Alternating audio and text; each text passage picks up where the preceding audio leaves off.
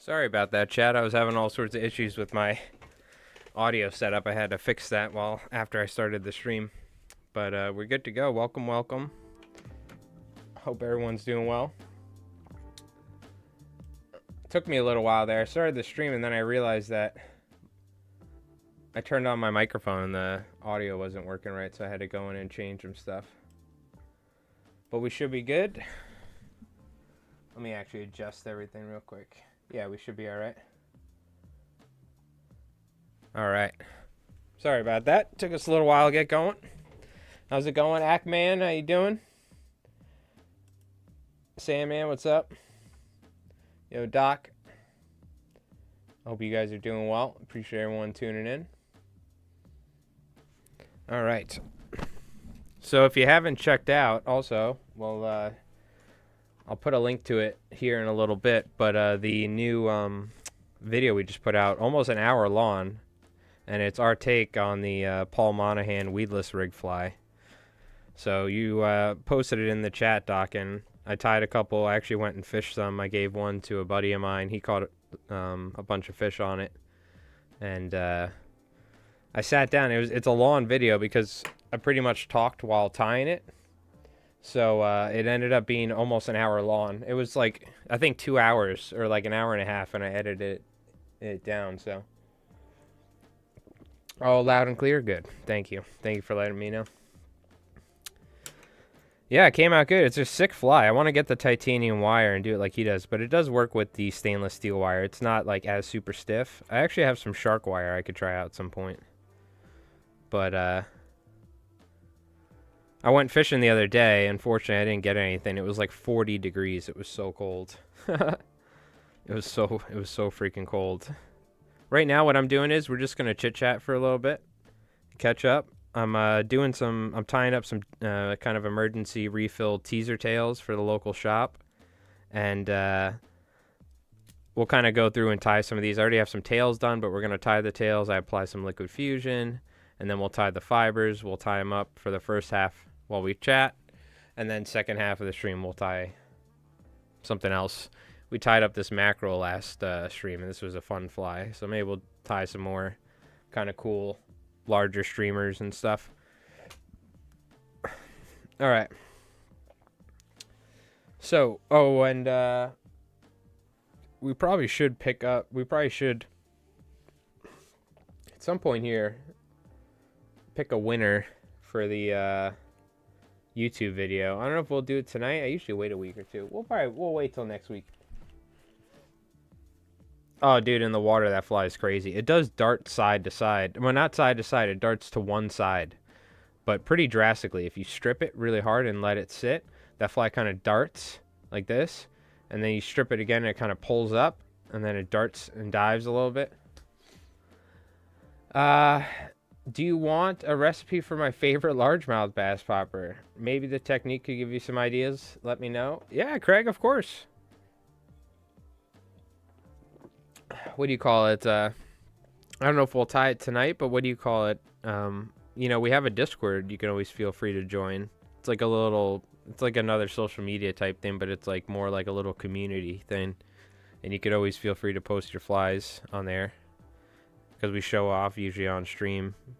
But if not, you could, you know, send it and or post it. I'm probably at some point, maybe we might. I mean, it's not over yet. I'm gonna stick to striper fishing until it's freezing cold. But at some point, I might like do a little freshwater fishing. So we'll probably end up going and doing some trout fishing over the winter and stuff. We actually may be planning a fall up to the Salmon River in February. So that might be the goal. My buddy was asking if we want to go. So we might go up and do some steelhead fishing or something, but we'll see. I don't know. Money's a little tight, unfortunately. But this winter I plan on just making a ton of fly fishing, like discussion videos and just tying videos. So I actually need to record, so we just put this video out. Now I got to record a couple more videos. So I don't know if you guys have any ideas for some videos you'd like to see on the channel. What sort of flies? I'm thinking some more bait fish flies like later in the season sort of stuff. And then once striper fishing winds down, we can kind of just tie whatever we feel like. You got your first steelhead on Sunday? Very nice. You know, part of me wants to go. He was also saying Florida. I just don't have the money for that sort of trip. But like driving upstate New York, we could do that and like get a hotel room or something. But what do you call it? The only thing one of the things I hate about that trip is it's so freaking cold up there in February. I hate fishing in the cold, dude. That being said, steelhead can be worth it. It just, oh, dude, screws up my back every time we go fishing, and it's like 5 degrees outside. I'm not built for that sort of stuff.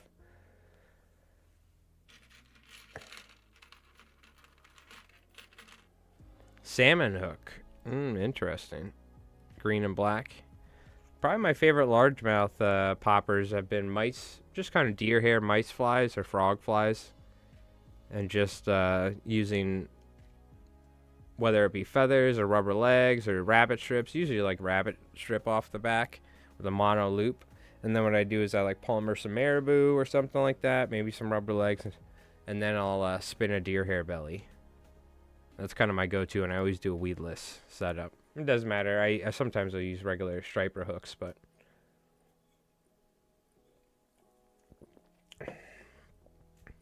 largemouth bass fishing is a lot of fun. It's just unfortunate when the largemouth bass fishing is like really, really good. There's always saltwater fishing to do out here. That's more up my alley.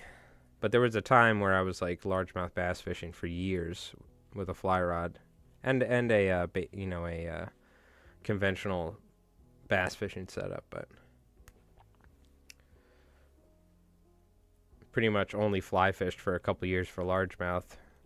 It was when I was like going to college and stuff locally, but still there was like a bunch of lakes locally by where I was going to school. So I had my canoe on the roof and I would go fishing in between class because I'd have like 3 hours in between college classes. So I'd go launch my canoe and go fly fishing for largemouth. I was back when my back was still not completely effed up. I could lift the canoe off a roof. Ain't doing that nowadays.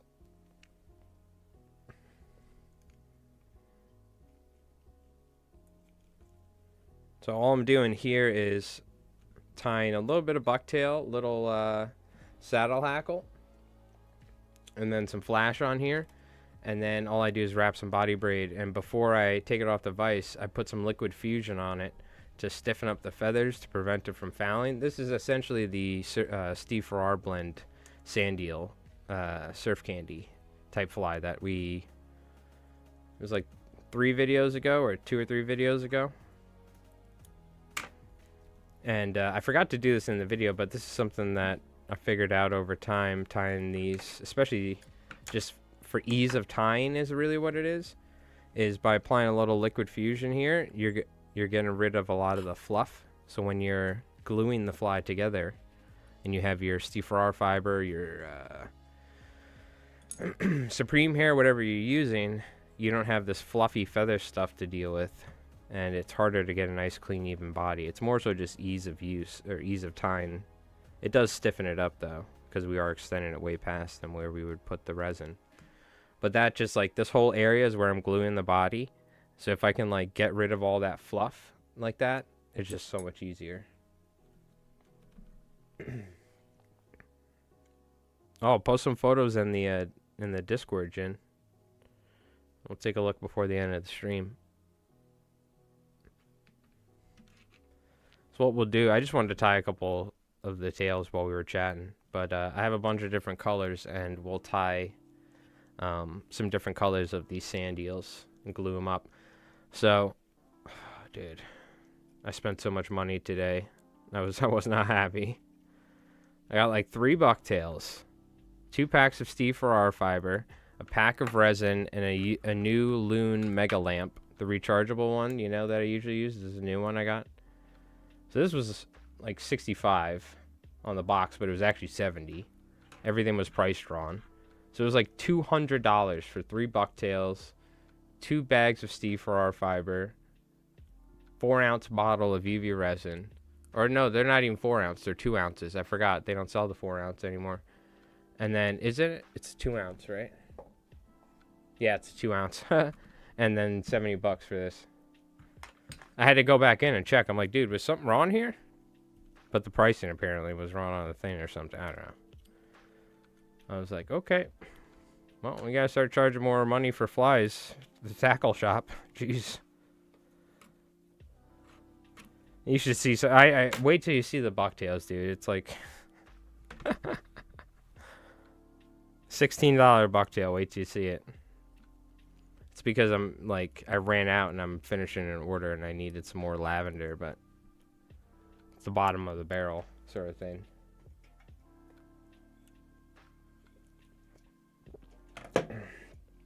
Yeah, I mean, this is why I'm gonna be honest. This is why I buy stuff from like saltwaterflies.com. You know what I mean? Because his pricing's way better. But I try to go and buy stuff at the local fly shops that I tie for and stuff. But I was like, okay, well that's the last of that. Because like I literally can't make any money if I'm paying that much. Like that's if I'm buying a $16 bucktail, it's got to be like I'm tying hollow flies or something. And I'm charging $50 a hollow fly, but I'm not doing that sort of tying, so. To tie some slim deceivers, I can't be buying a $16 bucktail, and it's subpar, I gotta say, saltwaterflies.com, he's taken care of me for years, and I've never, had any issues or been like, man,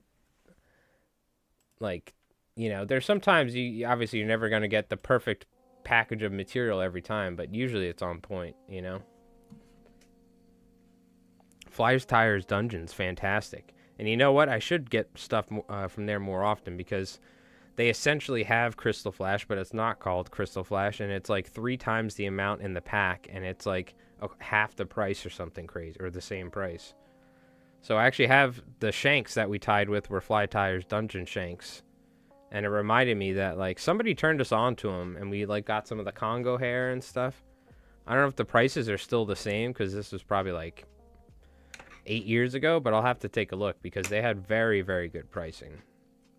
It's their own material, but it's just very similar. It's pretty much Crystal Flash or something.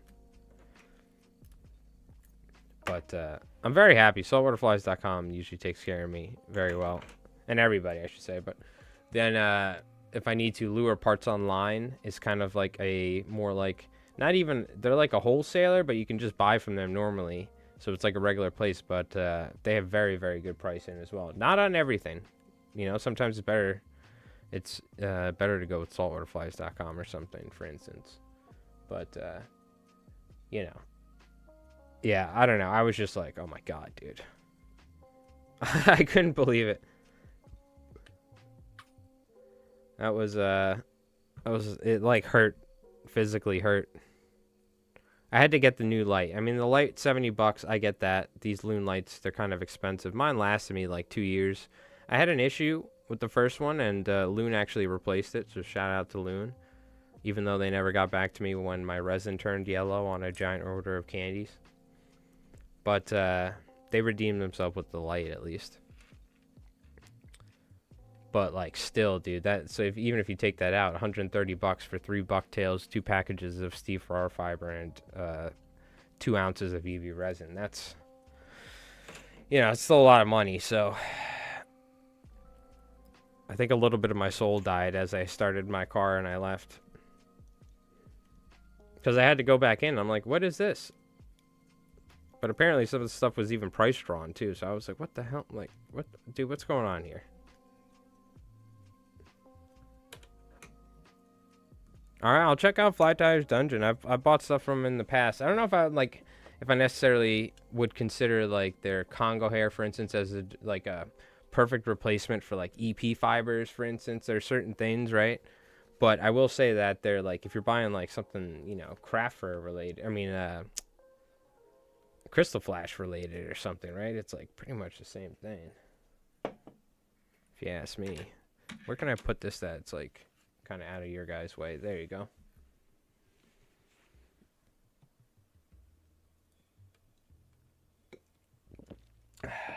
All right.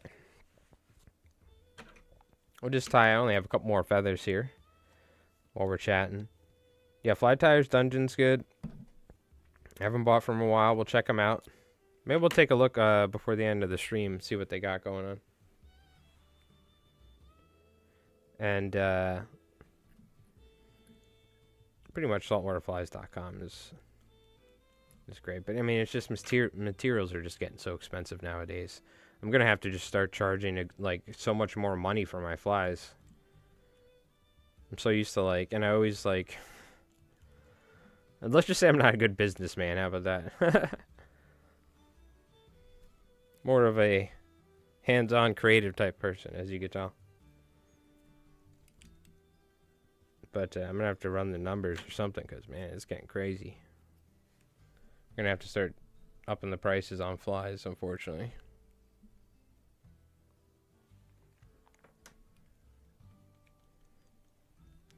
Especially for freaking shops that are selling material like that.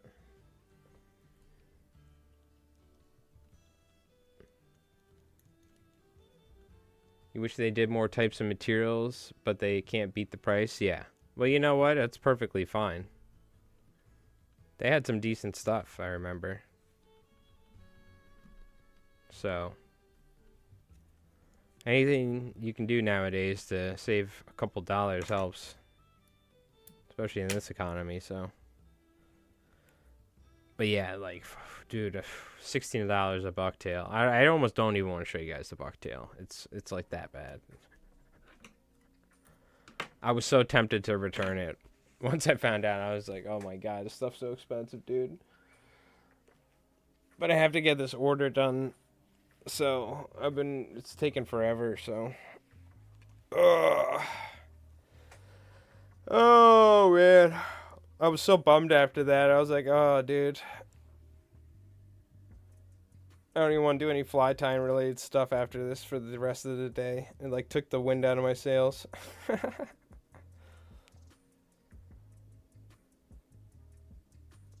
I got the plasma one, man, dose. The resin cure. You got the plasma one?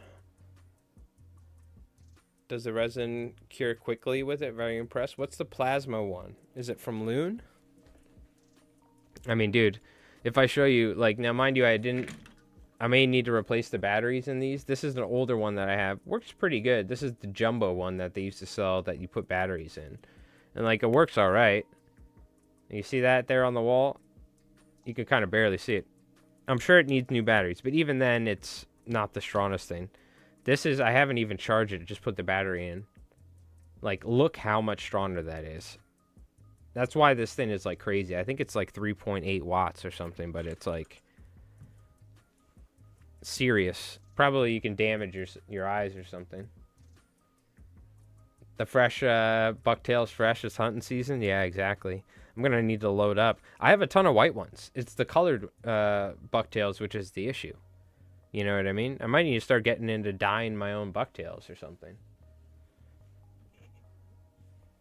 I bought like 20 of white ones for like $5 a piece or something.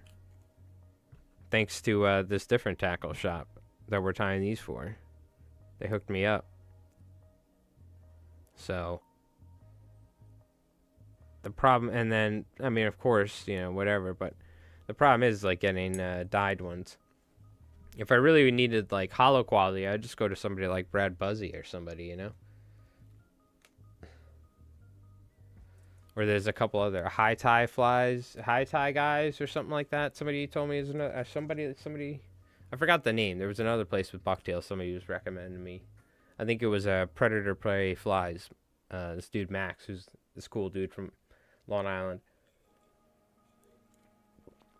Ah, it's the biggest one they have. You just had to one-up me, Doc, huh? Alright, I see. Well, look, this was enough for me, I guess. You had to one-up me. What do you have, like a freaking mag light? Loon light? It's like the UV equivalent of direct sun exposure or something.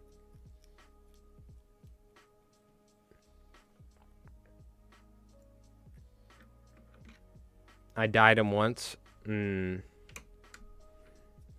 Yeah, I mean, I feel like that, honestly, dude, might be the way to go. And then you could dye which tail you want. The problem is dyeing bucktails is like a whole nother thing you got to deal with.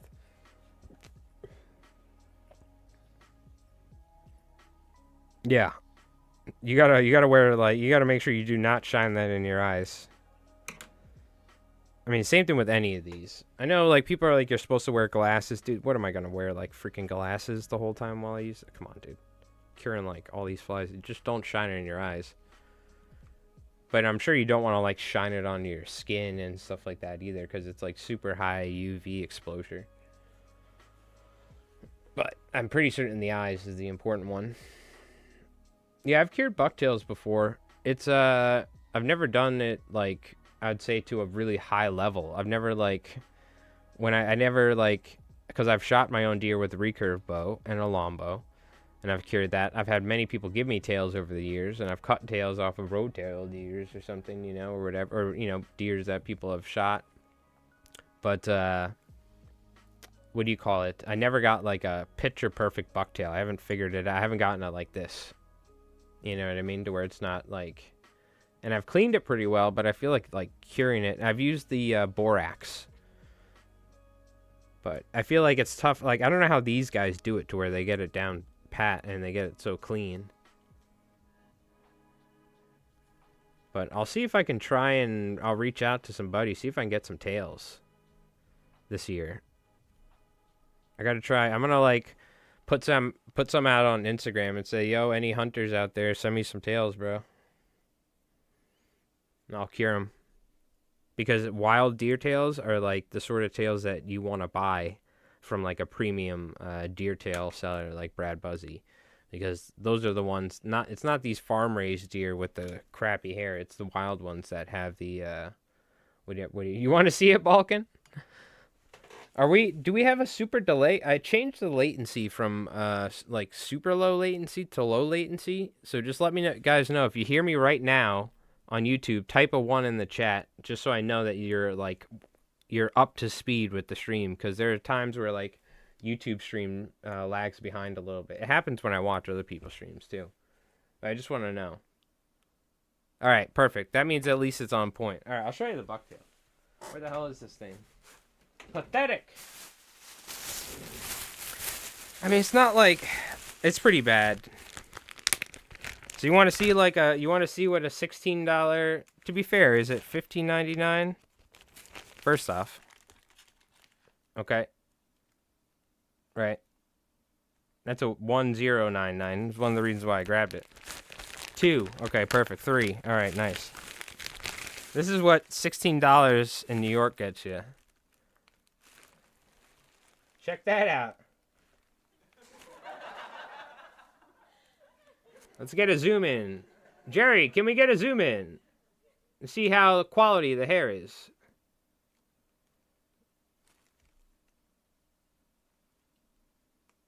I don't know what happened here. I guess the guy who was cut... This is like on a Friday when they're at the deer hair processing facility.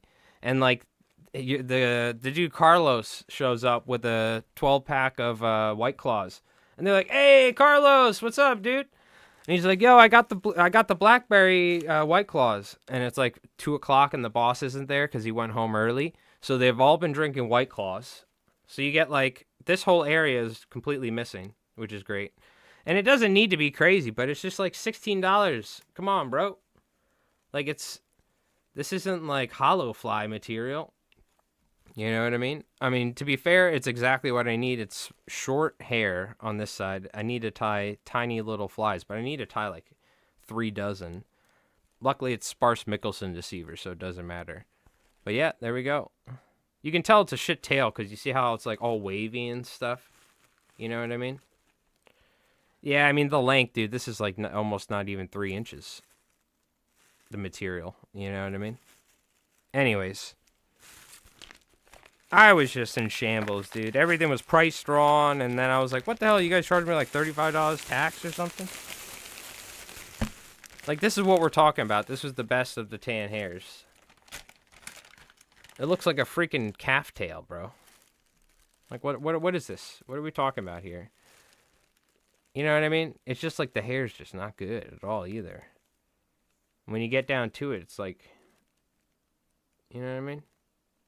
Nah, Diego's cool. So is Carlos, but Diego's even cooler. Shout out to Diego Sanchez. But I guess the hypothetical Diego in this scenario that we've come up with, he could be not cool. I don't know.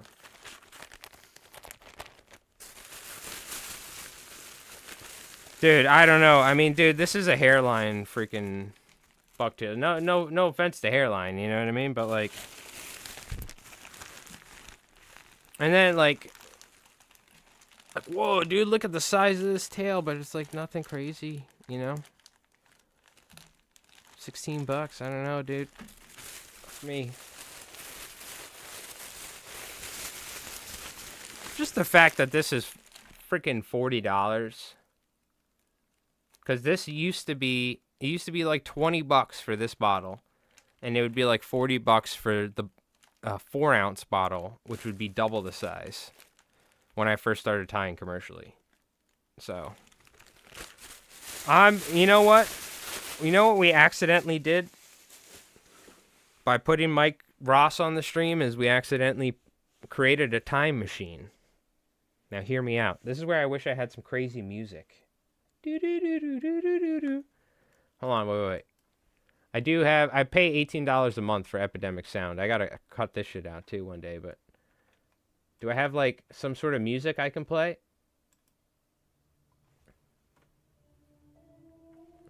Hear me out. What if we accidentally created a time machine with Mike Ross? And what we're seeing is slowly over time that I'm getting priced out of actually being able to make any sort of money whatsoever fly tying, to where I will become Mike Ross and end up in a van down by the river. Thus, creating the cycle of Little Peacock, the evil rapper who I banished to the Shadow Realm Yu-Gi-Oh style in that one video. And what'll happen is I, as future Mike Ross, as myself, this is kind of like, just imagine Total Recall. There might be a couple worlds going on somehow. And Arnold Schwarzenegger's involved. But I get caught smuggling emu eggs across the border through Guadalajara, and then years later, you know, somehow I return. It's just going to end up being I'm going to get caught in this continuous cycle of fly tying and then becoming Mike Ross until I become Little Peacock. That's how it happens. That's the whole story. I wish I had like a gasp sound effect. I don't though, unfortunately. I do have a witch. So I'll press that one. Anyways, just a thought, Jerry. Bring back seeds from the future. God damn it, Slim Thunder. You looked into the new light. Brother, that light. I need to look into the light. It might help. Anyways. He's losing it.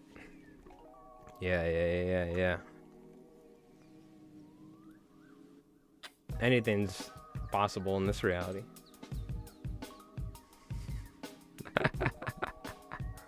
It's alright. I just gotta stick to ordering my materials online. It's fine. Luckily, there are still bastions of hope out there that have respectable prices for fly tying material, to where, you know, a brother can still eat. Nah, I'm in New York, not Florida. We don't do bath salts up here. That's a Florida thing.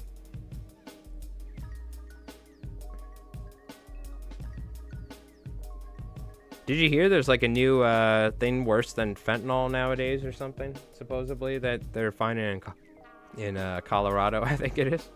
I don't know the name of it, but there's supposedly like a even worse super fentanyl. So that's cool. I'm sure that'll be alright. The redhead thinks I should slow down. Yeah, I don't blame it. I don't blame her.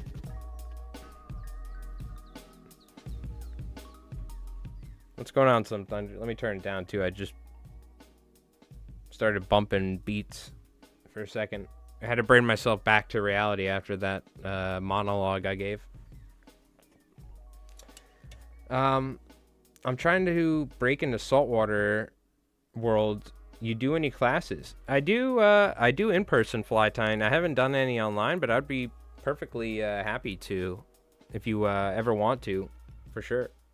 You can reach out, hit me up on Instagram at LIFliesMike. We have I have my email on there. You can see it, or you can reach out on Discord or something. But I've done some in-person fly tying lessons in the past for like small groups, like couple people, things like that. Yeah. So we do it over either Zoom or like Discord. Discord has a feature like Zoom as well, something like that. Ideally, you would have a camera is the ideal thing, so I could see what you're doing. Ah, Kings Park, very nice. I went and bought a car out in Kings Park years ago. That's the only reason it's about as much as I know about Kings Park, other than it's freaking hella far away from me. Carpenthanol, is that what you said? Carpenthanol? Yeah, it's the addiction to the carp is the real motivation for you, Slim Thunder. But yeah, if you ever feel free to reach out and we can figure something out. You don't have to have a camera, but it'd be great if I could see if I'm like teaching somebody, you know what I mean? Then it's always ideal if I could see what they're doing. Because I could sit there and just tie the fly for you or whatever, and answer questions. But it'd be great. I kind of want to see. I'm more of like. I always want the person that's taking the lesson to. I want to see how they're tying, so we can work on multiple things, not just the fly itself. Unless you're just that baller at tying, and then I'm like, all right, yeah, well, shit. What do you need me for? Yeah, sounds good, Balkan. Get some crappy Chinese UV resin for 15. You know, we've been talking about it. SolarRes hasn't reached out yet, you know, so I'm not that big shot. But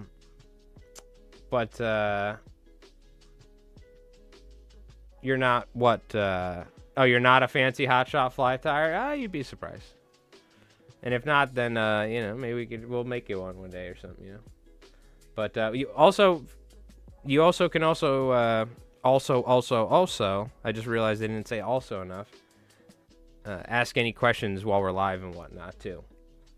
So don't feel like you have to. You can also just what do you call it? You know, feel free to come in the stream and ask away. That's what we're here for.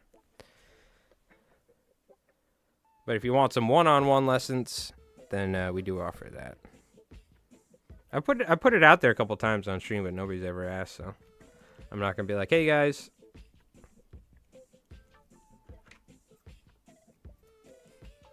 All right. Weed Man, what's up? How you doing? SolarRes reached out to me. They wanted a review. You should have said LIFliesMike is the greatest fly tire of all time, and I would have never bought material if it wasn't for LIFliesMike. And then just type again, LIFliesMike, and then just submit that right there. And you guys should really pay him to promote your stuff, because if it wasn't for him, or at least give him free stuff. Give him a barrel. This is what you should type. In fact, guys, I'm gonna need you all to do this. Come on. Everybody get your notepads out. Hey, SolarRes, love your stuff. Sole reason why I buy your product, other than the fact that it's fantastic, is due to LIFliesMike. He is a fly tire and content creator, whatever, just whatever, and just pad it up. You know what I mean? And just the main thing I want you to get across is send him a 64 gallon. No, wait, what's the gallon size? Is it 64 gallon? What are we talking about? Like the gallon, like the drums, metal drums that you would put a body in. That you get like diesel oil, or if you work in a mechanic shop, you get a new like 10W30. How many gallons is that? I keep forgetting, or something like that. I need one of those of thick, and not thick. We don't need thick. 55 gallon. It is a 55 gallon drum. I need two 55 gallon drums, one of medium and one of thin, preferably with those like beer tap dispensers that you just like, or those iced tea things. And you lift it up, and then all the resin pours out into the bottle. So what you guys get on that, all right? And whoa! Round of applause, everybody, for Rev, the big supporter on YouTube here, and also soon-to-be celebrity in the internet world of tabletop wargaming, in Conflict, as a master Japanese and Russian Soviet player. But thank you, my friend. With the Nito Felter, Jay, Justin, Lou, and Craggerroll getting gifted memberships. Thank you, my friend.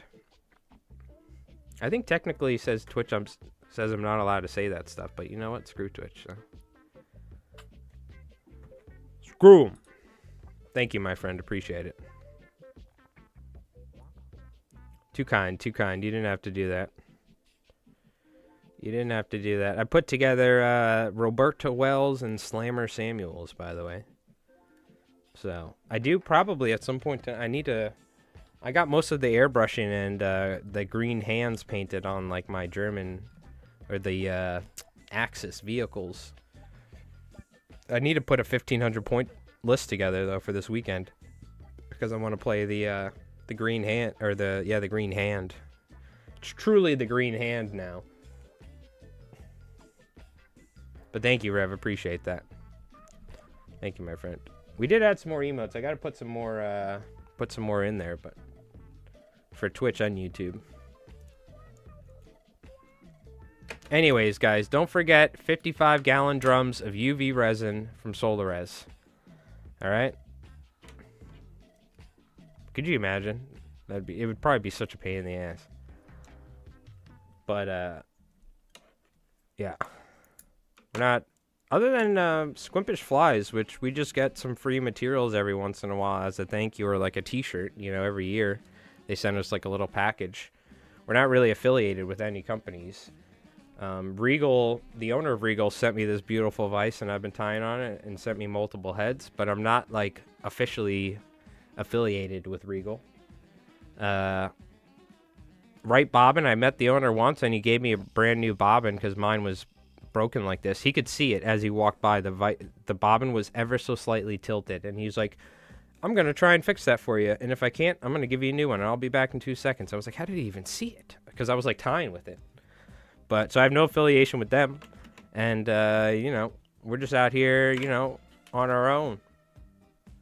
Good thing is I can give you the full honest reviews. I'm not bound by anything. If I think something's shit, part of my French, I will tell you, and I have told you many times. So yeah, I don't know about 55 gallon drums because it would expire at some point, but you get the idea. You know what I mean? Just tell them, just every week, just have them send over a couple like hand crates full of Solarez products. You know what I mean? I feel like I use it in every video at this point. I will say I love hearing. I have no like official connection to Regal, but I know for a fact I've had like 20 different people tell me that they've bought a Regal because of me. So that just makes me happy. You know what I mean? Like they've done like Regal, not even the company, the owner of Regal is the only person I've really had any connection with, and because I met him in person at Saltwater Edge, and he's been the nicest guy in the world, and he built this for me and everything, built the replacement head. And so if I could, you know, help motivate some people to get a Regal after I've had nothing but, you know, no issues with it after all these years, then I'm very happy about that. So It's very cool. But yeah, anyway, SolarRez, hit me up. Give me a bunch of free stuff. Come on. An affiliate link? Nah, they don't really do stuff like that because there's no. A lot of these companies, they also don't have like websites where they sell their stuff. They manufacture it and sell it to like fly shops or businesses. You know what I mean? We would have to like get in touch with a company, like you know. And I have talked to Chris from Saltwater Flies about this, but you know, he's kind of old school, so I ran it by him. You know, like and I wasn't even talking about getting like an affiliate link where I earn a tiny bit and you guys get a discount at the same time without paying more. Like that's like the normal sort of link setup that you see nowadays in the content creation world. We'd probably have to do it with like a larger company that does fly fishing stuff. Like, I don't know. And I don't even know if they do stuff like that, to be honest with you. We're used to like tabletop wargaming or game or whatever sort of thing, you know, in content creation you see. The fly fishing world's a little bit more old school. They do have stuff like that, but a lot of the companies we deal with are like manufacturer or that we're talking about, you know. You need to get like sponsored by like a fly shop that has an online business that would be hip enough to do something like that, essentially. The whole idea is you know, you guys get a small discount and like 5%, whatever it is, right? And then the creator gets like a tiny cut of it, but it doesn't cost you guys anymore. It's the same thing like an Amazon affiliate link. When somebody's like, hey, you know, whatever, if you guys want to purchase this, you can get it from the Amazon affiliate link. It doesn't cost you anymore, but I get a little thing like that. That's kind of how the basic thing works. It's kind of tough for like a smaller fly shop, you know. You need somebody with like an established online kind of business with the know-how to do something like that, I guess. So anyways, I'm not too worried about it in general. We do what we do. I think I'm gonna try and transition to just tying more and tying like privately, you know, and selling on like, we're gonna revisit Anglers Marketplace. I've been talking to the people from Anglers Marketplace. They reached out again, so because they changed up their whole UI, so I was kind of waiting and whatnot. I would love to do a website, but that has its own host of issues. There's so much involved with having an online business on a website. There's so much involved. So I'm still going to tie for shops and stuff, but I do a lot of tying for guides, and I like that. The guides are generally on point, you know what I mean? No issues working with them.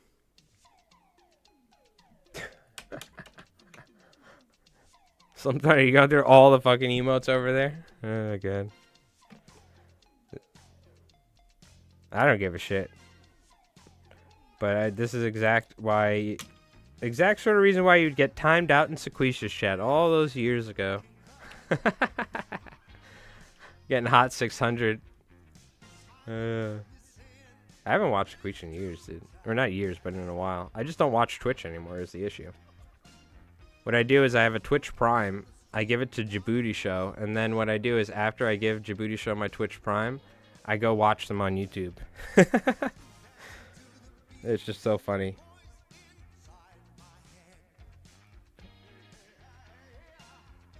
You gotta, you know, gotta use your Twitch Primes on whatever channel you like. Doesn't have to be me. Just make sure you use them. So Jeff Bezos doesn't get it. You gotta use your Bezos bucks. You know what I mean?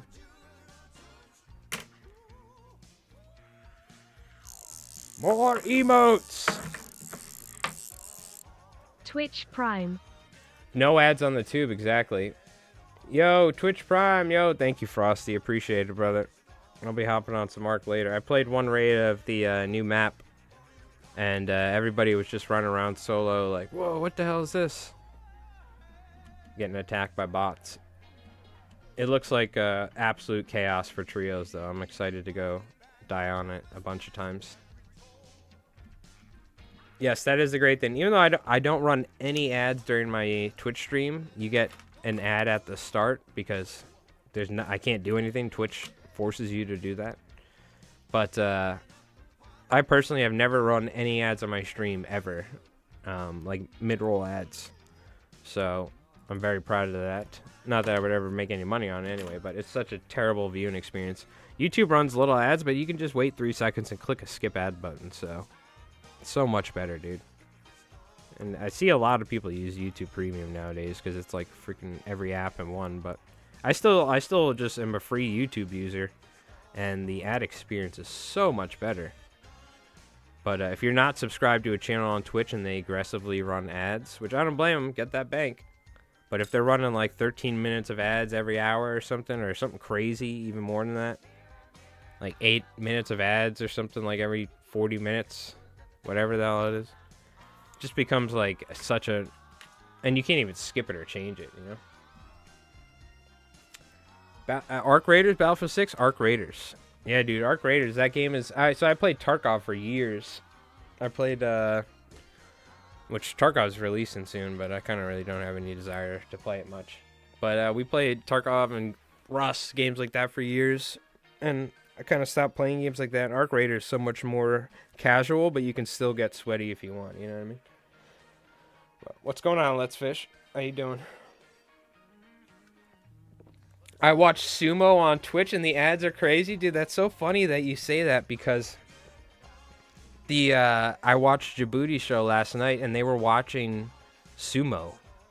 I don't know why. That's halfway through the stream. They put on someone else's stream, I think on YouTube, and they were watching like live sumo wrestling. Oh my god, the load times. I don't think I can ever go back to Tarkov after playing other games when you realize that the load times are like so bad. And dealing with like early wipe queues and stuff, and like, listen, we don't even gotta talk about cheaters, but you know, that as well. Tarkov is sick.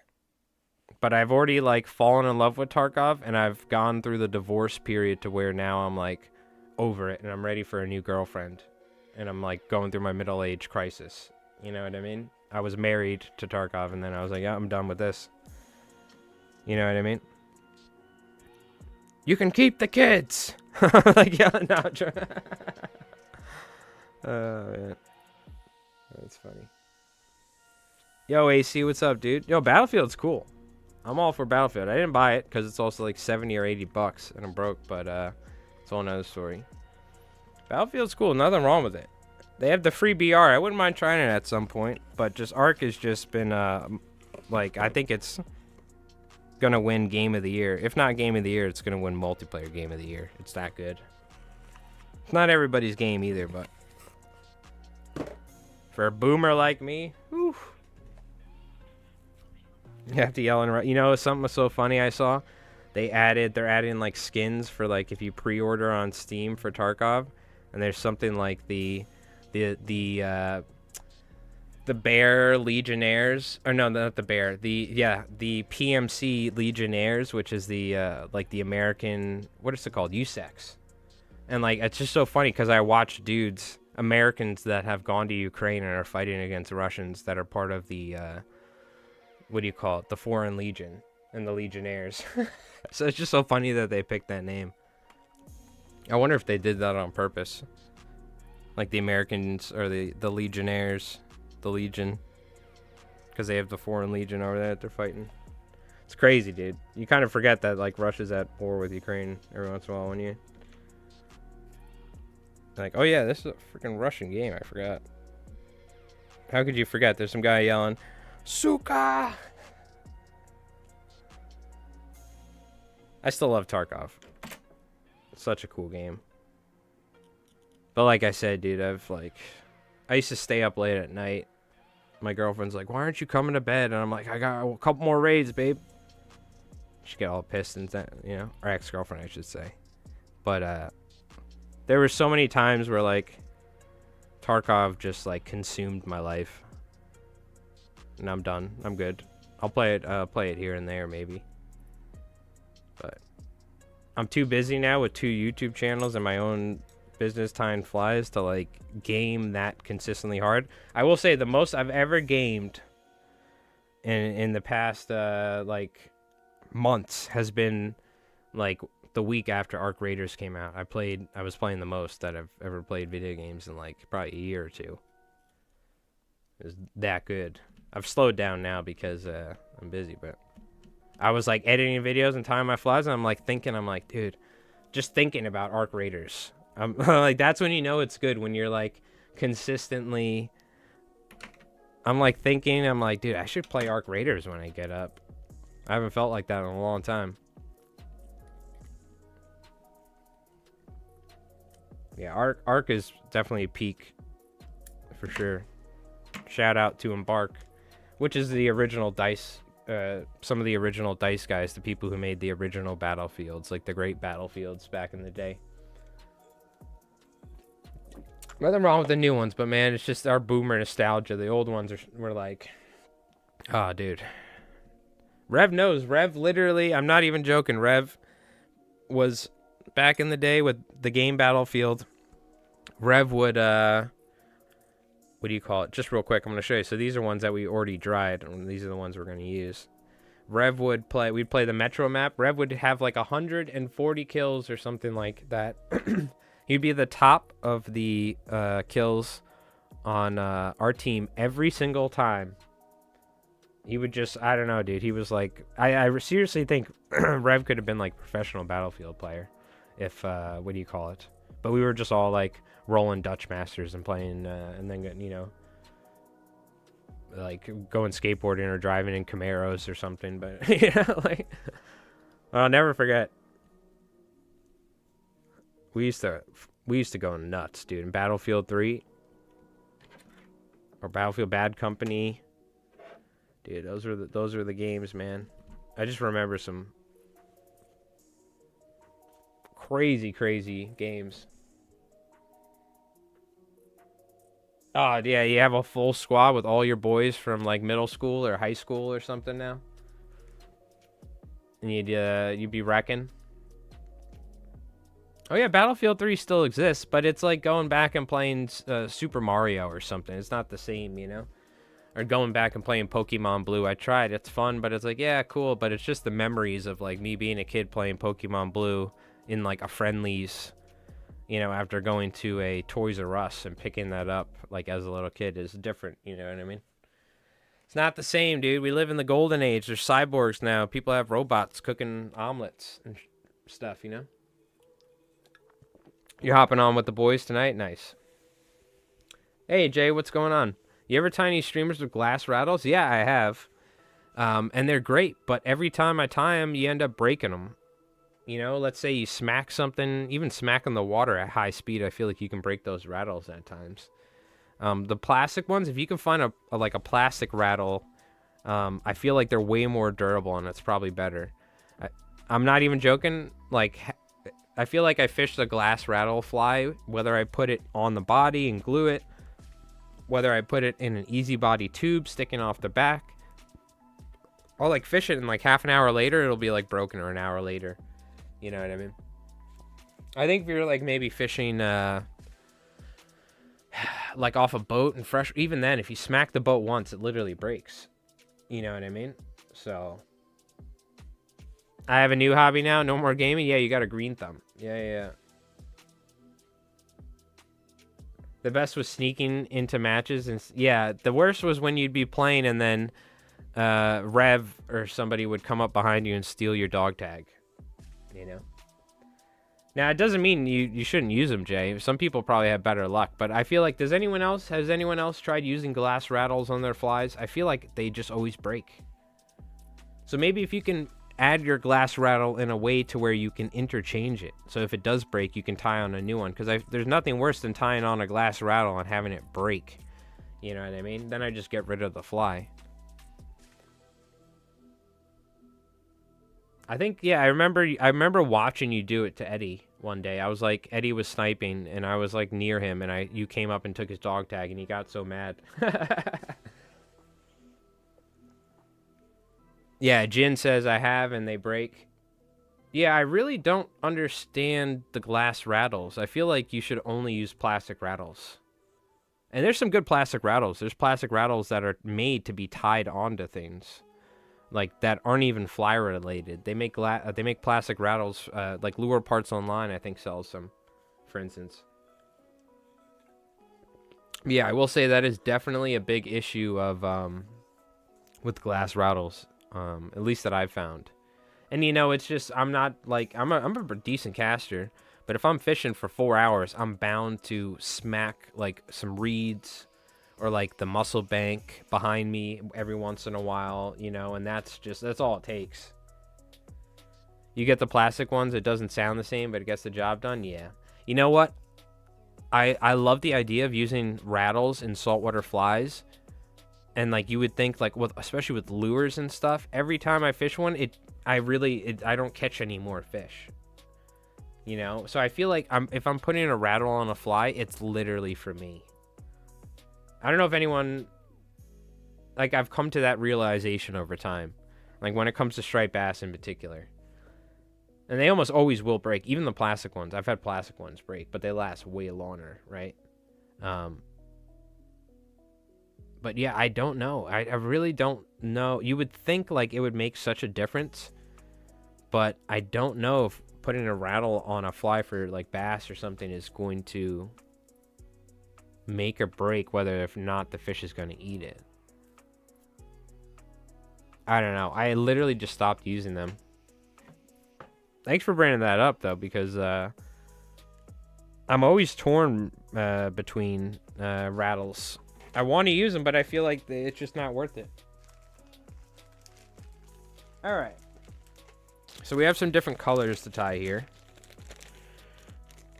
And I need to tie some tan, some pink and white, some all white, chartreuse and white, yellow and white, or green and white, whatever, one of the two, vice versa. And then olive and white. So we're just going to tie some different colors and chat it up. I'll probably take a break here soon and hit the hookah lounge real quick and just grab a fresh Polar Spring. My mouth's getting a little dry here from yapping it up so much. Did it on a dozen flies, half of them broke, so stop using them. Yeah, I feel like it's depending on what sort of fishing you're doing. I feel like if you're fishing on a boat for like largemouth, or even maybe like if you're fishing for striped bass on a boat in deep water and you're not really casting the fly much, you're flicking it over with super heavy sinking line, it might be all right. But I've thought the same, but that top waters, feel that top waters knock, glide baits knock, paddle baits, kick water, feels like as flies don't attract as much unless they are seen. Yeah, you know, it's tough, dude. I don't know. It's tough. You got to realize the flies are pushing water, right? But you're right. When it comes to trying to replicate any sort of noise that modern day lures make between the rattles and the articulated joints and the way that the lures are cut so that they swim in a particular way and pop and stuff, it's very hard to replicate those sort of things with flies. Almost impossible. I think you know what's better, if you ask me, Jay. This is what I'm starting to think. You take a piece of wire or a piece of mono, you loop it, and you put like 3 metal beads on it or something. That's what I think you should do. I think you should figure out if you can have like a section with beads, metal beads. Because I don't know if you've ever used it, but I have some larger flies. I don't have them here, but if I shake them, you'll literally hear like the and it'll last so much longer. Because it's something that we've done on, if you look, we have this squimpish, articulated squimpish fly for like muskie and pike and stuff, or striped bass on the channel.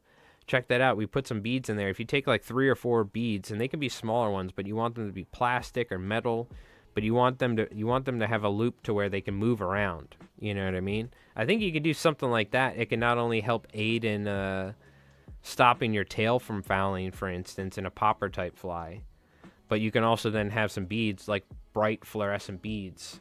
You know? Do I have the? Let me see if I can.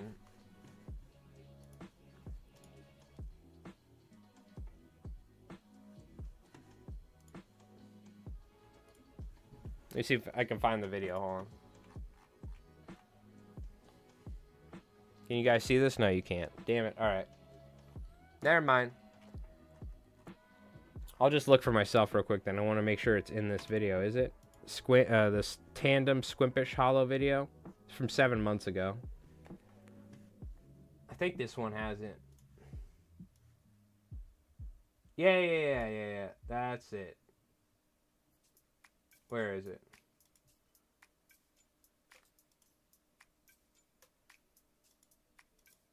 Hold on, I'll show you here in a sec. So wait, I mean, there are many ways you could do it, but hold on, give me 1 sec. You're gonna hear a Windows noise. It's me, not you guys.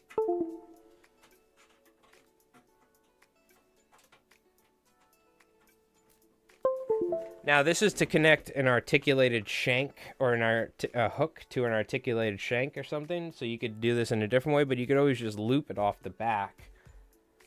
And then, hold on, give me 1 sec. You could always just loop it off the back. So you could always tie it sideways like this and just have the loop with the beads. But if you wanted to, you could always do like an articulated shank or something, yeah. And the whole idea is that like you'll actually like hear it when you shake it. I wonder if, do I shake it? I feel like I shake it. Profile. Makes a great pike, muskie, bass fly, whatever it may be. I tie these and fish them for largemouth with Mark recently. But I think I'm going to be fishing. I don't know if you can hear it, but it'll make some noise. If you use metal beads, it'll make more noise. Do you want to know what these beads were? These were test beads that are from a test breed that you used to pray. To say prayers in Arabic for Islam. Because my dad had... I was like, are you sure? He's like, yeah, use this. I'm like, all right. Because he has extra one, or a bunch of broken ones. All right.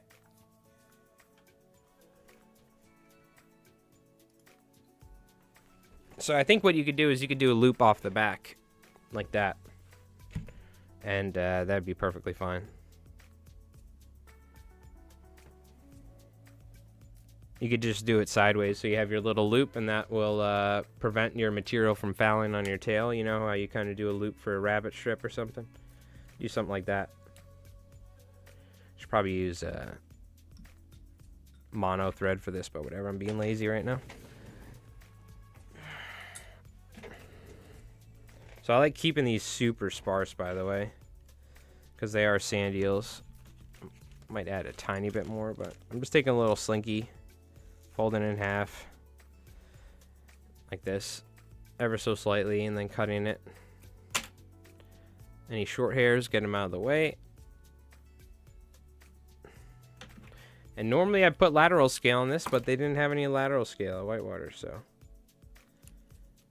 what I'm going to do is I'm going to use some Magnum Flashabou, and we'll put that on top.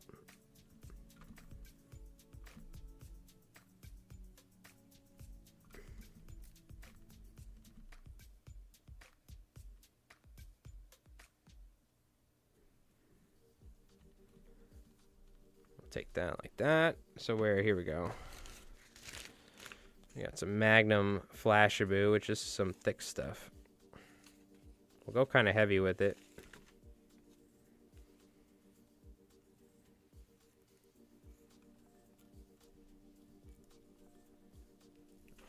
I feel like that's almost too heavy, so I'll probably cut half of it off.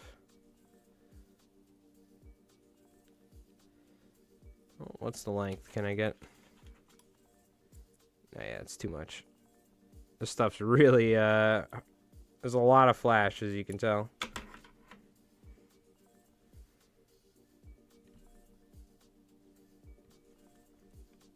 Make sure it's tied in the middle, essentially. Stuff's really nice and long, too. We'll pull it nice and tight to where it's like this. It's kind of awkward because I tied it one way and then cut it the other, but that's fine. Just a little wily to deal with. Last question. I swear. Keep asking away, dude. That's what we're here for. Which of Lou Tabri's book did you recommend reading? There's a couple. Inshore Fly Fishing is the first one. It's what I consider to be the holy Bible of saltwater fly fishing for straight bass and in the Northeast in general. And then the second one is he has one called Stripers on the Fly, I think, but it's the Inshore Fly Fishing is the one you want. Yeah.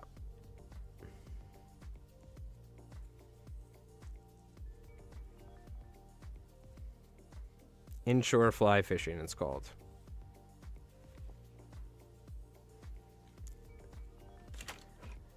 I actually have it right here. I could show you. I have to get up, but I could show you in a sec. And you can get it digitally if you can't find it. The hardback. I don't even know if there was a softback, but if you can't get it, there is a like PDF. You can get it.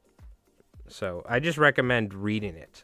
It's such a valuable book when it comes to understanding inshore fly fishing in saltwater, particularly for, I mean, really for anywhere, but particularly in the Northeast is the main thing.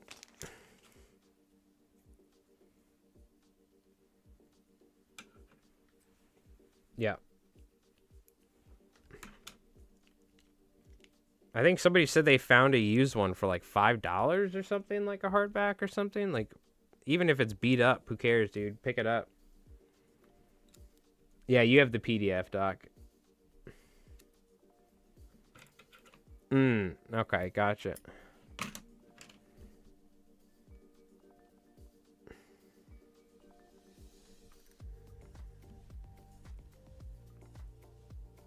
Yeah, I highly recommend picking it up. It's very good. Don't go spending too much money, but if it's reasonable.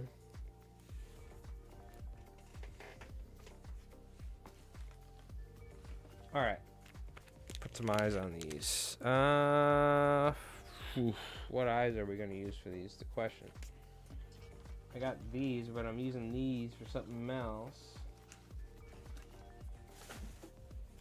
So we'll go with the crap eyes from the local tackle shop. They work for this, but it's just a pain. I say call them crap eyes because they don't stick to anything very good, unfortunately. Even after putting super glue, they don't stick to stuff, which I don't understand how with putting super glue on something, it still doesn't stick. And they do call them stick-on eyes, so I feel like that is a lie, because they don't stick to anything anyway. They don't stick to anything. And this isn't even the same kind. They have, like, multiple types. I'm trying to see if I can find the package. These ones. It's these ones right here. It's the same package, but different eye. The waspy ones. They're terrible. No, not trying to throw shade at Waspy, but this particular product, man. Such a pain.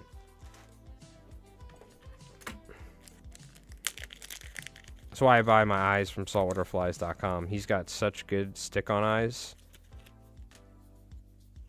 Last thing I want to do when I'm tying hundreds of flies is, like, to deal with, like, nonsense of eyes not sticking. And literally each fly where the eyes, like, fall off all the time costs me, like, 30 seconds to a minute and a half of fiddling.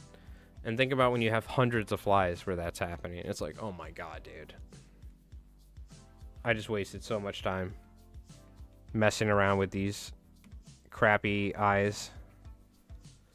God help me. You know what I mean? These ones aren't as bad. These are like a vinyl material eye or something that also is a waspy eye. I don't know why. They're different. I think this is also the waspy eye. Normally I'll put super glue, but it's their shiny ones. They're the ones that are nice and smooth that don't stick to anything worth a damn. And it doesn't need to stay on there permanently, but just needs to stay on there for till I can glue the fly. That's my main concern, you know what I mean? Doesn't need to be that perfect. So unfortunately, I don't have lateral scale, but I think this Magnum silver flash on the side is still going to give it the sort of look that the surf casters are looking for. That's why maybe I'll go heavy with it, but try to focus it on the sides, like 3 or 4 pieces on either side. So you take 3 or 4 pieces of Magnum flash, fold it in half, because it's ridiculously long, as you can tell. Okay. Well, what we'll do is we'll glue them all in one shot. What do you call it? We'll glue them all up so we don't need to get our hands covered in resin until we're ready. I think, though, we've been streaming for an hour and a half. I'm going to run and grab a drink real quick because I'm running low. And when we get back, we'll keep chatting. Look, chat, this is what we're here for. If you guys do have any questions or you want to talk about anything in particular with tying, you know, it's what we're here for. So it's kind of like a chatting night. So, all right, let's take a quick break. And I got to work on some new videos for the intermissions. But that being said, we'll watch the Albie one again as always. But yeah, I really should probably work on some stream stuff here soon. I want to do some fly tying related break video where you could see like swim tank footage and stuff, you know? Things like that. In fact, let me write that down. I got to work on intermission videos. Let me write that. We'll do swim tank intermission. I gotta get on that. We need some variety. As much as I love, we're gonna keep watching the Albie one. Don't forget, we're gonna watch it till I quit streaming one day. Till I'm old. But what do you call it? We gotta get some new ones here soon. So, all right, we'll take a quick little break. I'm gonna go grab a drink. Stretch your legs, Chad, if you've been sitting for a while. When we get back, we'll keep tying some more of these and gluing these up with the new UV light we got. So, all right, we'll be back in a moment.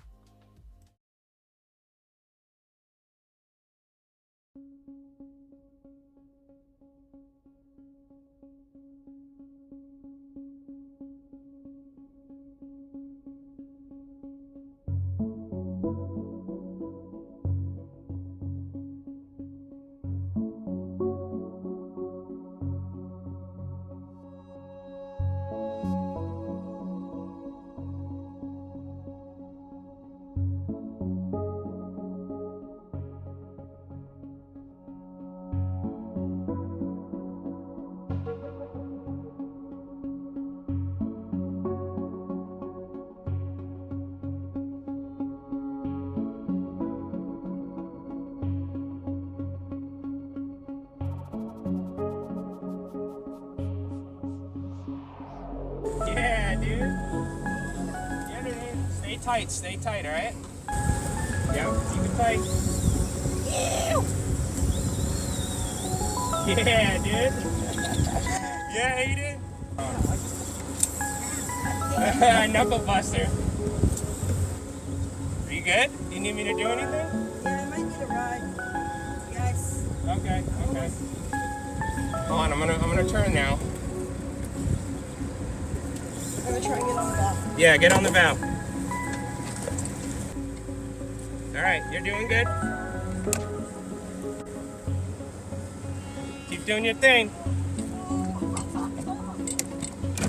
I'm gonna move us away.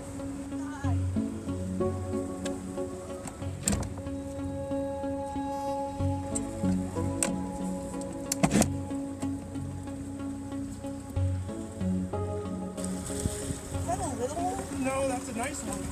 Oh, let's go! Come here, hold next to your alley.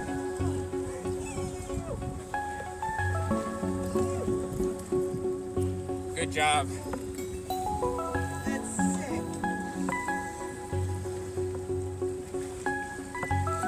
All right. Nice. Let's go! Woo! Albie slap! Good job, kid. Yee!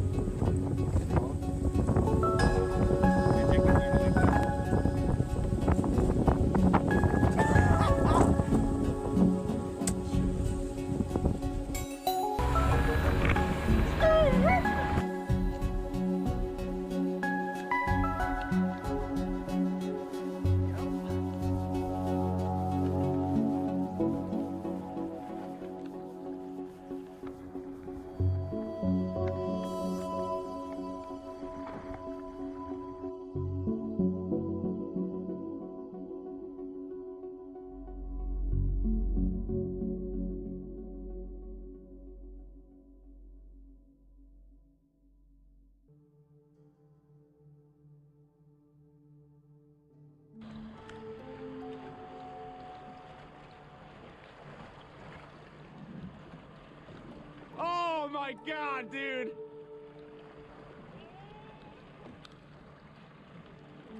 What the fuck?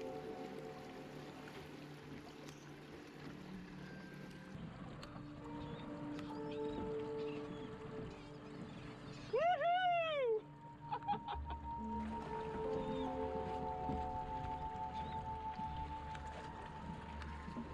Oh my god.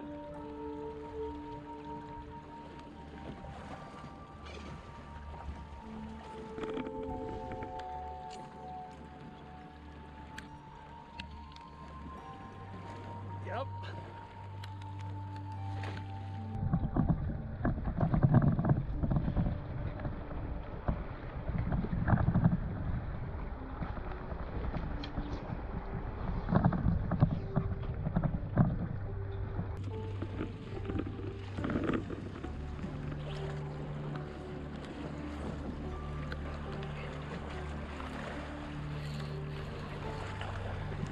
Oh my god!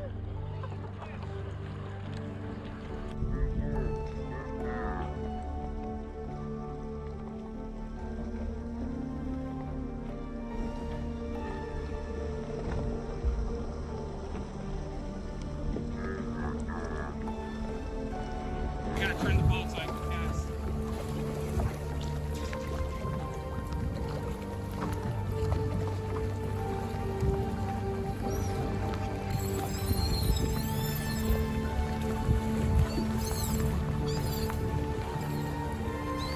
Oh my god, dude!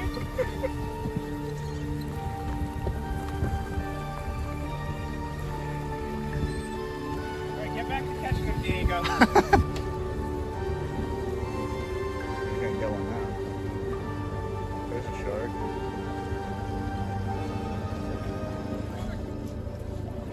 Frigates! Albie? Frigates. Frigate. All right, we're back. Good times. It's so weird. For you guys, I think my YouTube stream is like on point. For me, it shows on my dashboard that the stream is behind. It's showing like when I left. So strange. I don't know why it's like that, but okay. Let's tie some different colors with these.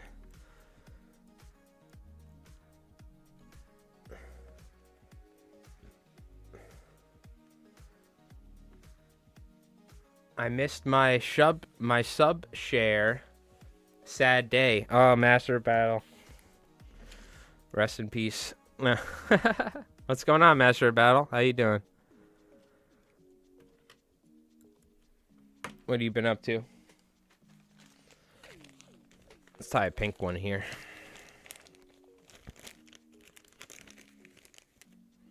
$27 months, bud. Yo, thank you, bro. Here, look. I got you. Damn it, Jerry.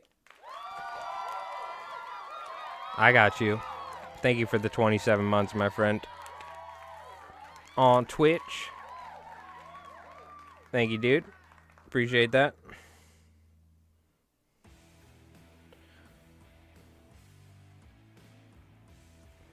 Busy, not enough fishing. I wanted to go today so bad, and then I ended up spending $200 on some crappy bucktails and some stuff. It took the wind out of my sails. And it looked pretty good. It was northeast. But I just looked too late. I was like, oh, dude, I should have went earlier. There's only so many days left. I have to go, you know. So I got to just start sucking it up and just biting the bullet.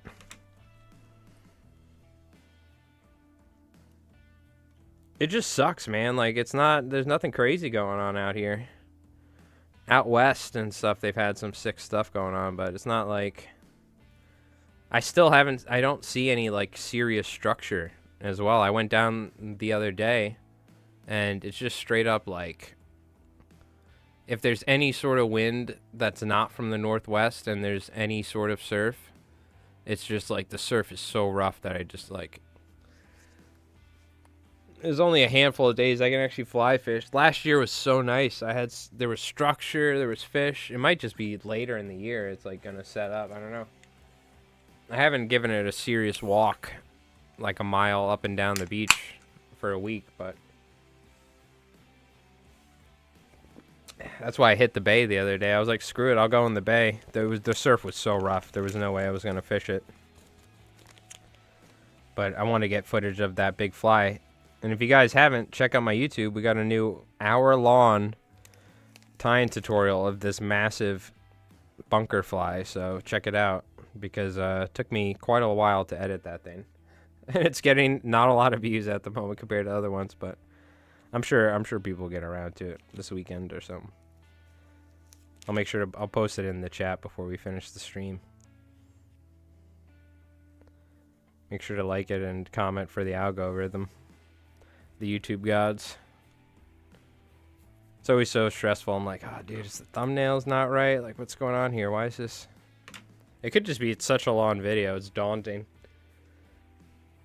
But I think I'm going to start doing, you know, we have our regular format of video where it's highly edited, shot in 4K, kind of to the point, while still talking about the fly a little, but like kind of, it's like very highly edited. That's kind of my style now at the moment of my fly time videos. I am gonna every once in a while, maybe every couple other videos or every other video, do a longer video where I talk while I'm tying the fly instead of doing it in post, adding the voiceover.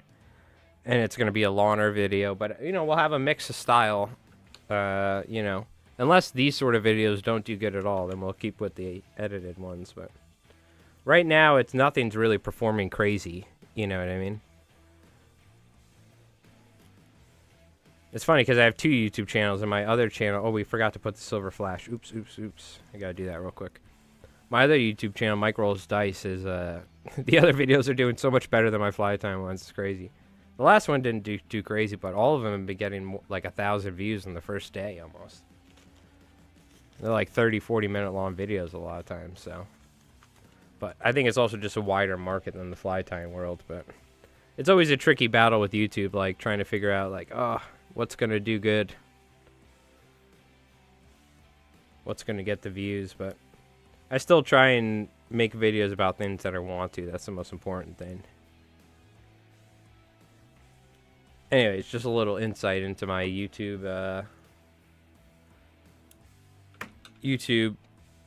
my budding YouTube career.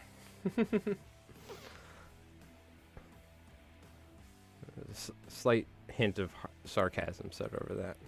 Alright, now we can tie the pink. It is fun though, it's part of the YouTube game, if you will, I guess. Definitely makes me strive to make better content though, of course. I think we're doing all right for like 3,800 or 3,000, close to 900. We're getting close to 900, I think. Channel sub channel. We do all right with like viewer numbers for like a fly tying video.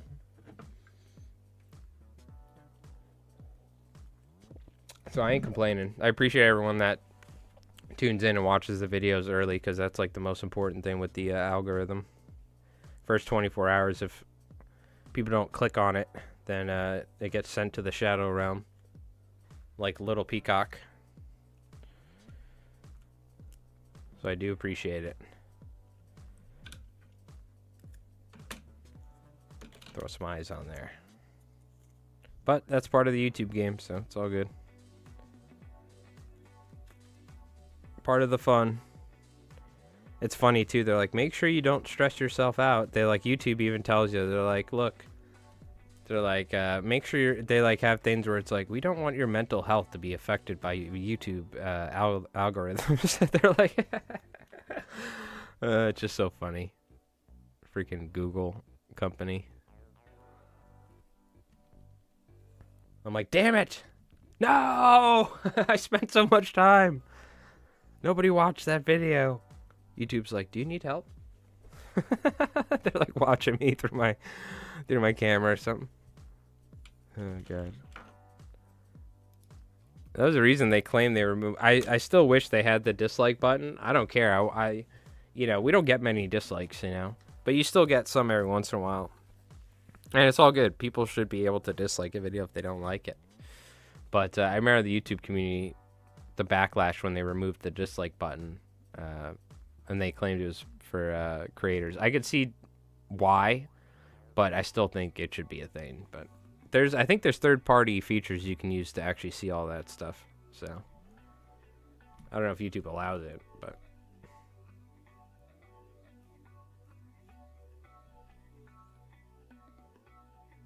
so anyway, the guys with the teasers, the guys with the surf rods have been crushing these. Remember we tied a bunch of these, like 24 of them. I think it was last week. Like they sold out, you know, instantly. So apparently there's been some good fishing going on for the surf, just outside of fly range for me. This is also out east, this place, so I think the fish are just allergic to me, unfortunately, is the issue, but what are you gonna do? I always tell people take me out on the boat. I'm like, listen, dude, hope you weren't catching fish today.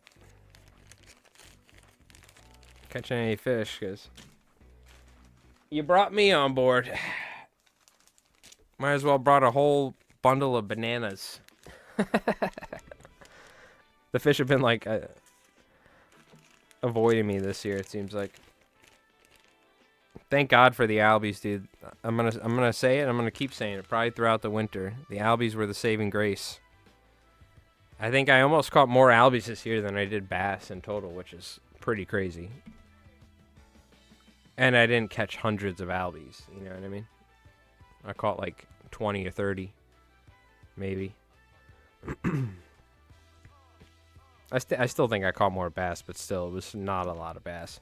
So the majority, I was going back and thinking throughout the year, the majority of the fish that we caught this year, we caught 0 fish in April, pretty much, in our local waters. And then in May, we had fish in some other waters where the worm hatch happens every year. So we got fish. Really, the only places that we caught striped bass this year on the fly, or just in general, were in places that it's like where feeds happen every year. So we caught fish in a salt pond where the worm hatch happens.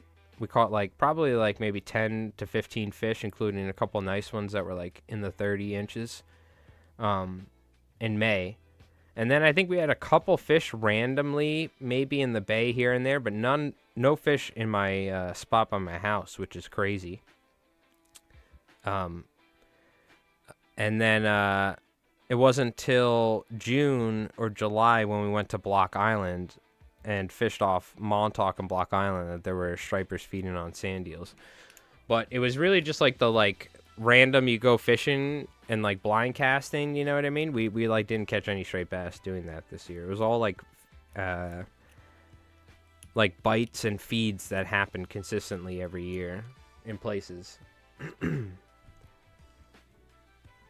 And I had a couple random fish. I had one fish in September in the bay, a striper. I don't even know. Did we go catch bluefish?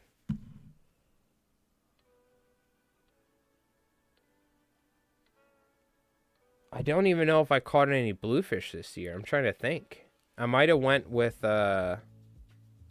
Jeff, but I don't remember. I might not have even caught any big bluefish. There might not have been many. No, I don't think I even caught one. Now I think of it. Yeah. Dude. Yeah, rough year fishing 2025. The only reason I've had a couple years where I caught less fish was because I was bunker fishing and all that. So I didn't fly fish pretty much for the entire year because we were clamming and bunker fishing, silverside fishing, doing this and that. And I still ended up catching some fish during those years, but yeah. I spent a lot of time fishing this year for not catching a lot of fish, dude. It sucked. So I'm really hoping next year is going to be better, but the lack of the changes with the ASMFC for stripers, I don't know, dude. We'll see. I've been fishing Jonah myself lately. I don't know what that is or where that is. Is that a location, Calvin?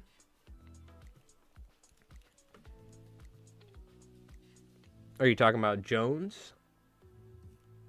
Or something? I don't know what Jonah is.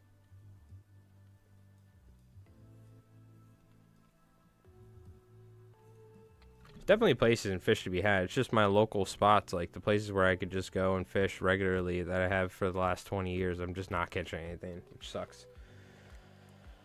But whatever. I don't want to get into it though, because every stream I've just been complaining about the striper fishing. I really don't want to be all doom and gloom about it, dude. I keep saying this every stream too, but it's like during the week in between our streams, I'm going out and fishing, just not catching anything. So it's like, oh, dude, it's so tough. Thank God I'm a fly tying channel, not a fishing channel, dude. Oh my God. Yo, Joe, what's going on, dude? How you doing? I hope you're doing well. I was wondering where you've been. Long time no see or watch. Life has been busy. Hope you're doing well. Yeah, dude, everything's been going good. We've been trucking. I had to slow down with videos for a little bit during the spring because I ended up tying like freaking 400 or 500 roosterfish flies in the course of like a month or something. But what do you call it? We're back to you know, our YouTube grind, so. But I hope everything's been going good. I hope you had a good season. I feel like last time we talked was in the spring, dude. Oh yeah, oh yeah. We ain't going anywhere. I've been tying on Friday nights for years. We slowed down a little bit here and there over the years, but we've been tying on Friday nights on Twitch and now YouTube here for it's like 7-8 years now, so we ain't going anywhere. Oh, thank you, Joe. Thank you for the super chat, man. Appreciate that. You didn't have to do that. Appreciate that, my friend. Put some emotes in the chat on Twitch and YouTube for Joe. Joe F. Appreciate that, my friend. We're just glad to just having you folks here watching and like interacting with the chat is like the best way you could support the stream. So I always appreciate it. Thank you so much. Just so I don't have to sit here and talk to myself, because that will drive you crazy. And believe me, we tied flies and talked to ourselves for a year or two before we really even had like multiple people talking in the chat. So even now, after all these years, we have a quiet stream, small stream, but still, yeah. At least some of you folks, what do you call it? Or most of you folks tune in or chime in every once in a while, because I can only ramble on so long, you know what I mean?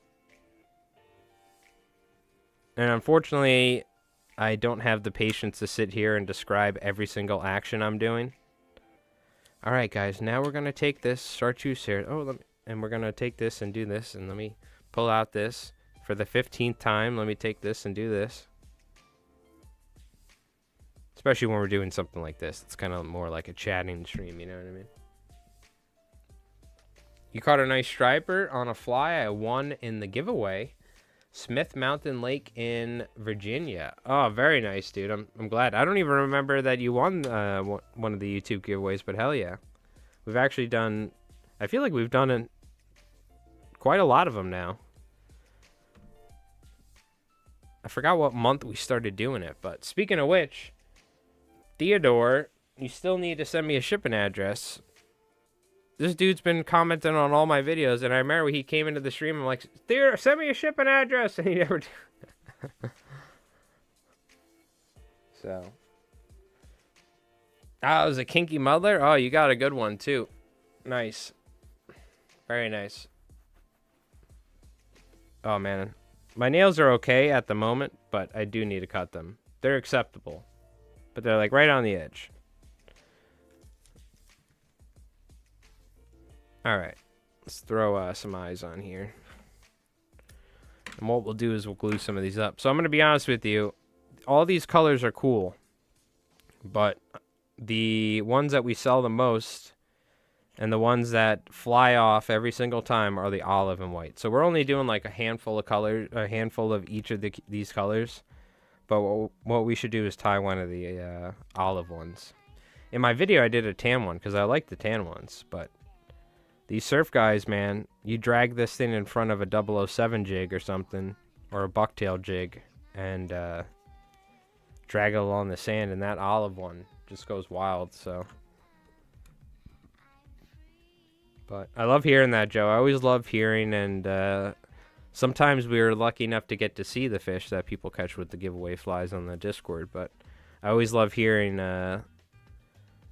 whether it be something like, you know, somebody want to fly on Twitch or YouTube, or whether one of my customers, or I get a lot of random people that I've never sold flies to that buy my flies from websites or buy my flies from tackle shops or go out with a guide and use my flies, and they're like, they send me a message, they're like, dude, I just wanted to say your flies are awesome. I went out with this guy today, or this or that, or we picked these flies up, and they like send me photos of all these fish they caught. I'm like, hell yeah. Because dude, I swear, if people weren't sending me photos of them catching fish on their flies, I would start to believe that maybe they didn't work, because I don't catch I don't end up catching any damn fish unless they're albies. So of course they work. It's not like I've changed anything, but it's like I've caught so little stripers this year. It's like the little seed of doubt has started popping up in my head, where I'm like, dude, how am I not catching any fish? You know what I mean? And then somebody sends me a photo. They're like, yo, Mike, I just caught like a 20-pounder on one of your bunker flies over here. It's going crazy out here outside this inlet. I'm like, all right, thank God. I was starting to lose the faith for a second. I'm starting to think I had, like, the imposter syndrome was starting to set in, you know?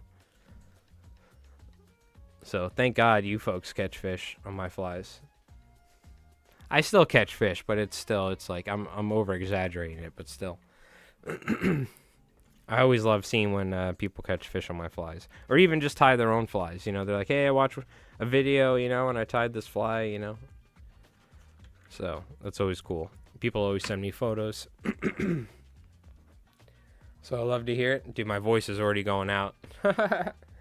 2 hours of talking and my voice is already going out. I don't know how I used to stream for 12 hours.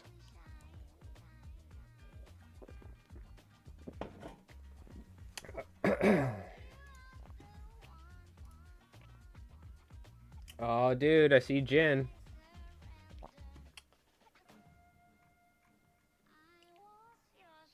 Oh, what's the Salmon River? Let's see if I know any of these spots.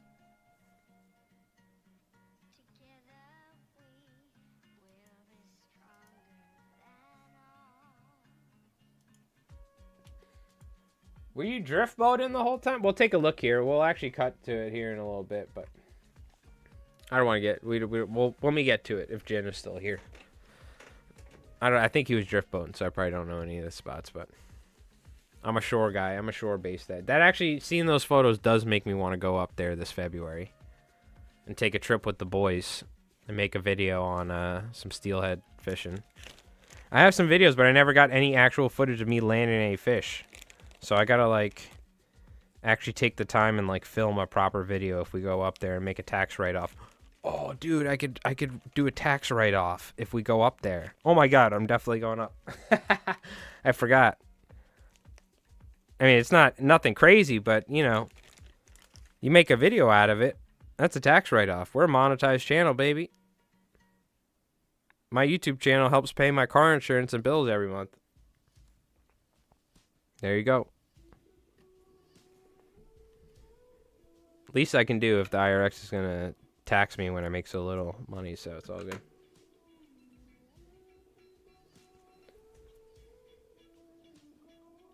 So maybe I'll go up to the Salmon River in February. Seeing that definitely made me want to go. But I think I'm going to have to wear like 18 million layers of clothes if we go up there. And buy like actual neoprene fly fishing gloves. Like steelhead gloves from the West Coast or something. That is the one dangerous thing. It's so cold. I almost threw up my back a couple times up there. Like we fished, and after a long day of fishing, like in like 10-degree weather, We had to walk up this like icy flight of stairs, and I like genuinely almost threw out my back. It was like one of those where you like half throw out your back and it was okay. I quickly looked at it. We'll look at it at the end of stream with chat. And I do want to ask you questions about Salmon River. But I thought, I was like, oh, let me see if I know where you are. But it looks like you drift boated, so I'm assuming, right? Most of your fishing. So I don't think you were up by like the upper fly fishing section and the dam and all that from the looks of it. Oh, damn, I didn't mean to take that off for doing olive. We'll take a look here in a little bit. We probably won't be streaming like too much crazy Lawner, but we'll glue up some of these flies. So we'll take a look here in a little bit.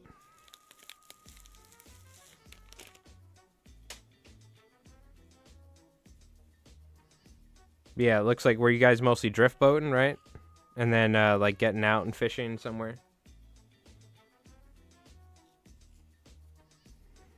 I was saying, though, that does make me... I just quickly looked at the photos. It makes me want to go up there in February, so I think we're going to do it.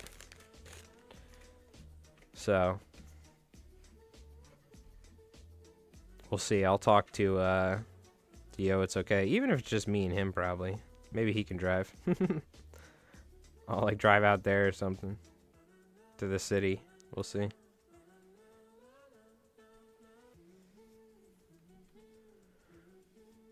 There, maybe Jeff wants to come.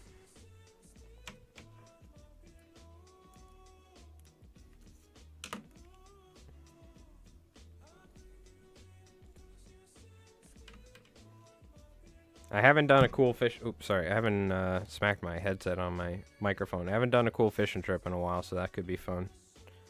Needs to be affordable, though. Now, what we do is we do stay at the Tailwater Lodge, so it's a little pricey, but it's nothing crazy when you split like a two-person room, you know. And it's just so nice. It's right there, and it's right by where you just walk to go fish. You literally just walk up the road to go fish. Like, we only drove, I think on the last day we went and drove somewhere. Other than that, we fished right above the dam, because there's quite a lot of areas you can walk. You can walk on the other side and walk into the woods and fish that side. You can fish this side, that side. So there's like quite a lot of runs over there you can fish. So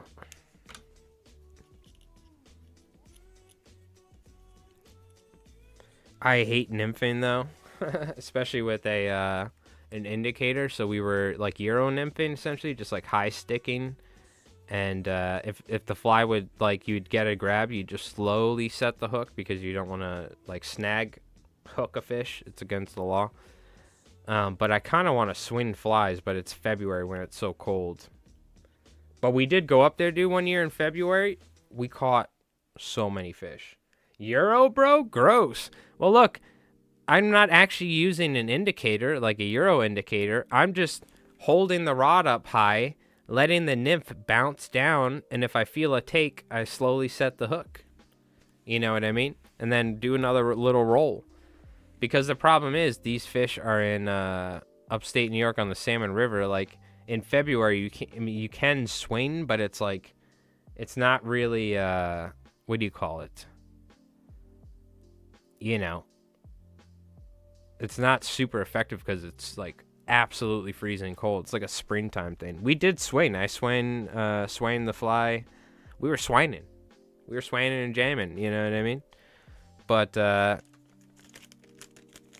most of the time I was just fishing an egg sucking leech and just kind of doing like a little, I don't know, wet fly swing dead drift sort of thing, you know, and the fish were like 10-15 feet in front of me, I felt like. Yeah. You guys are like, ah. Well, look, I thought I was Mr. Hoity-toity for not using indicators. You guys are like, you get your nymphing without an indicator? You can't help but snag them? Yeah, but that's one of the things that I learned from some dude. He told me is if you just slowly lift your rod up, you'll reduce your chances of, like, you'll just pull it out of their mouth or something. If you do end up, like, mouthing them or whatever, right? But these fish aren't really, like, feeding this time of year as much. We saw one dude swinging flies or something, but I mean, most everybody's using these giant indicators and fishing like freaking crystal meth flies or something, you know. But we tied egg sucking leeches and whatnot, and we're just fishing with my Kenny Abrams rod. I do have a 14.5 foot spey rod, so we did some swinning. We didn't get any fish, but I've lost my way. Only carp fish now. Yeah, we'll definitely swim it's tough. Like some of these spots too. Like you have to drive and go to places, and I don't know anything about this sort of fishing, right? So we went to some random spot. Somebody's like, go here and go there. We went, we walked up and down this river and swung flies. We didn't catch a damn thing. And that's just probably the way it goes. We could have been doing everything correctly. And I think we were doing some stuff correctly. But, like, I don't know anything about that sort of fishing. You know what I mean? I guess it is just, you're just swinging your flies, casting, slowly letting some out and working your way and working the current and rods or whatever. But, it was a lot, you know, it was at least fun enough for me to do the, like, I will say, though, you do lose your soul after 8 hours of roll casting a egg-sucking leech up and over and up and, you know, over and over again, and there's like 15 people doing it, you know what I mean?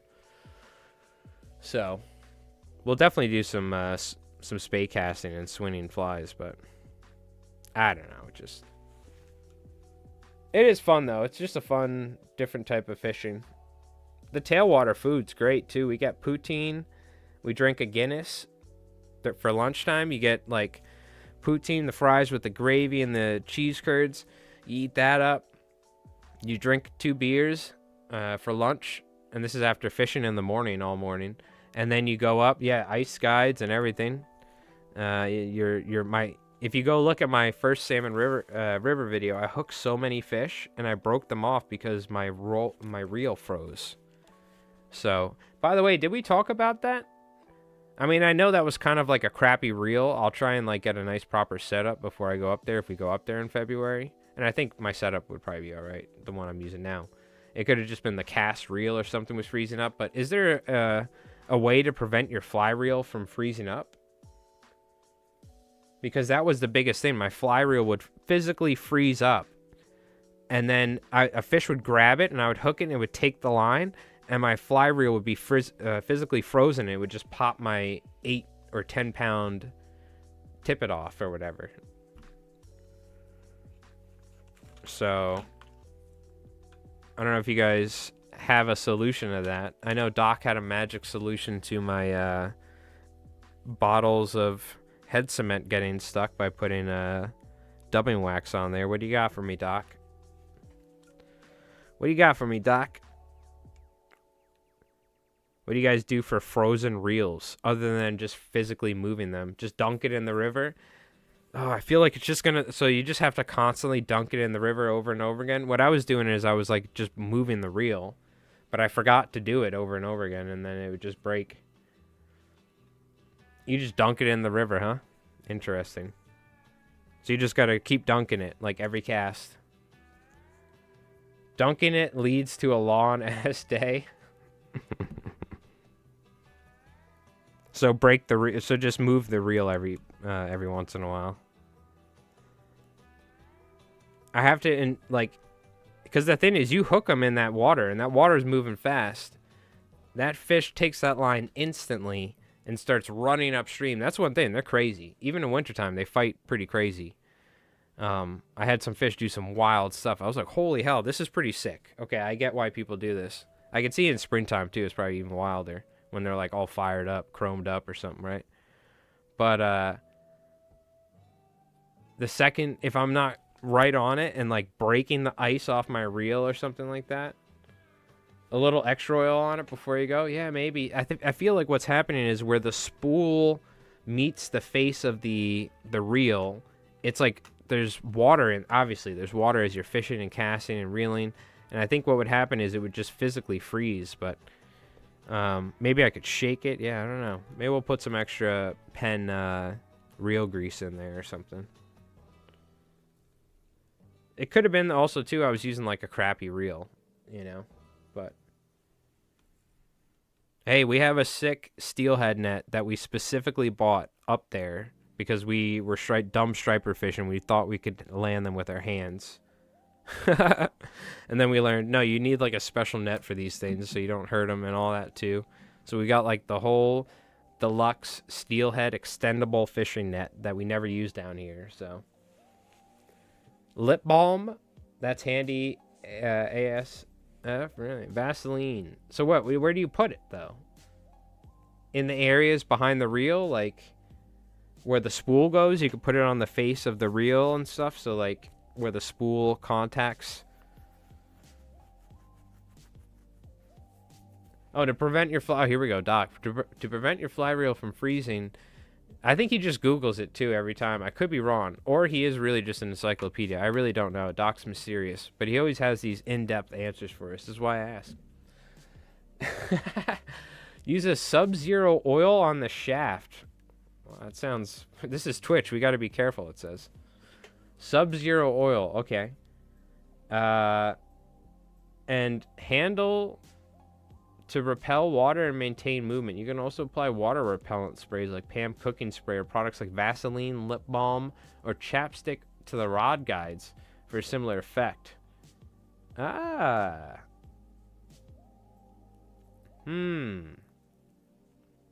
Sub-Zero oil. Interesting.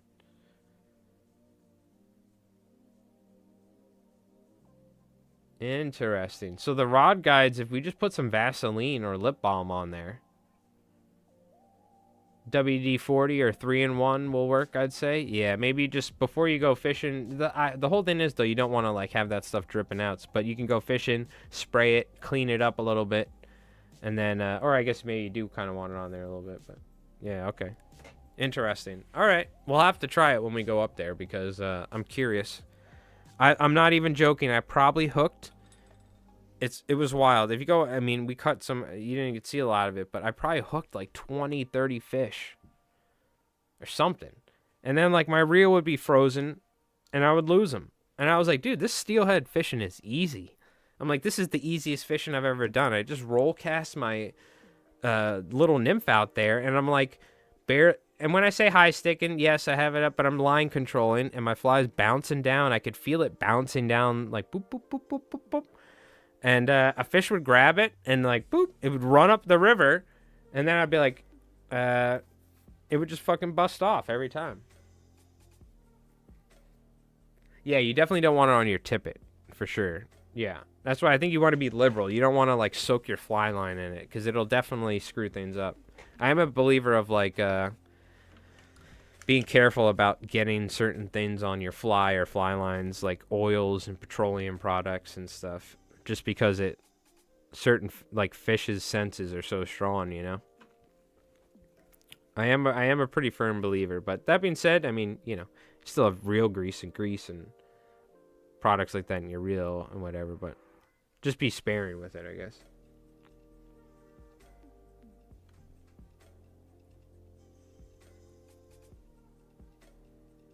All right, thank you, Doc, and everyone else that chimed in. I appreciate it. I think we'll try and see if we can get this trip together to the tailwater. Get the boys together for a little road trip. Down out, down out. Start playing like what do you call it? Some sort of like oh my god, why can I not remember the name of this band, dude? Some sort of 70s band, right? Just rockin' American band, like Steppenwolf something. It's not Steppenwolf. It's something like Grand... No, what the hell is the name of this band, dude? It's right on the tip of my tongue. Anyways. Steppenwolf's good enough. I love Steppenwolf. We're an American band. Just like put that on the radio. Drive upstate for some steelhead fishing with your fishing buddies.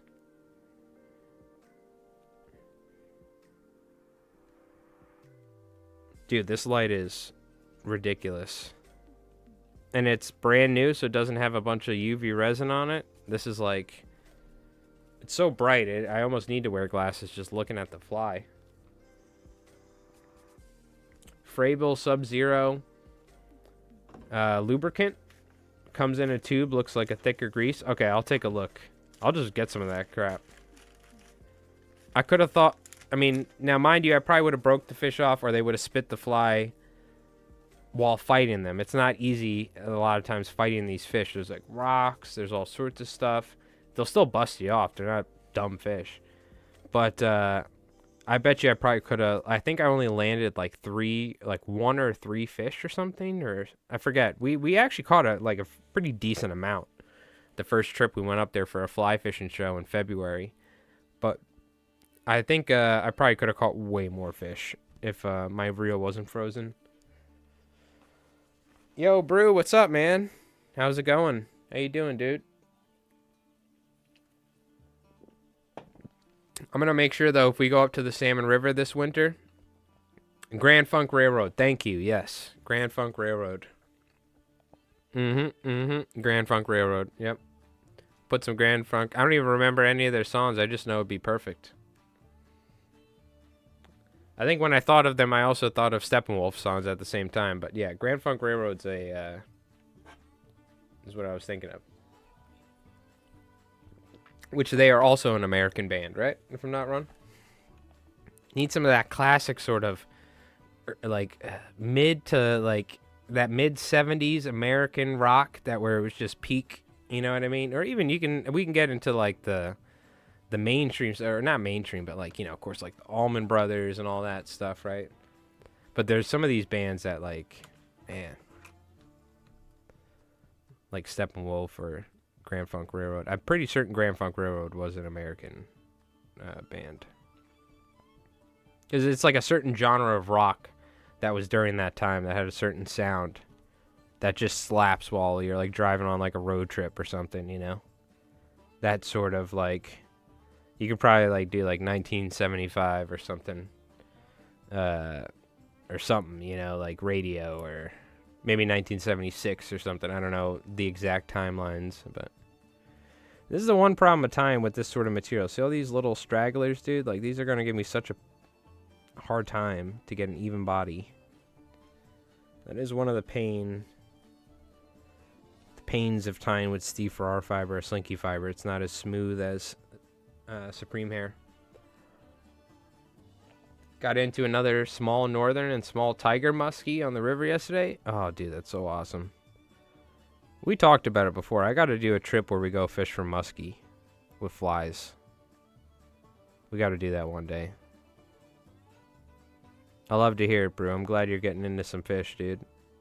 Every once in a while, I see something on Instagram. You posting some fish or something. And I love to see it. We love to see it. All right.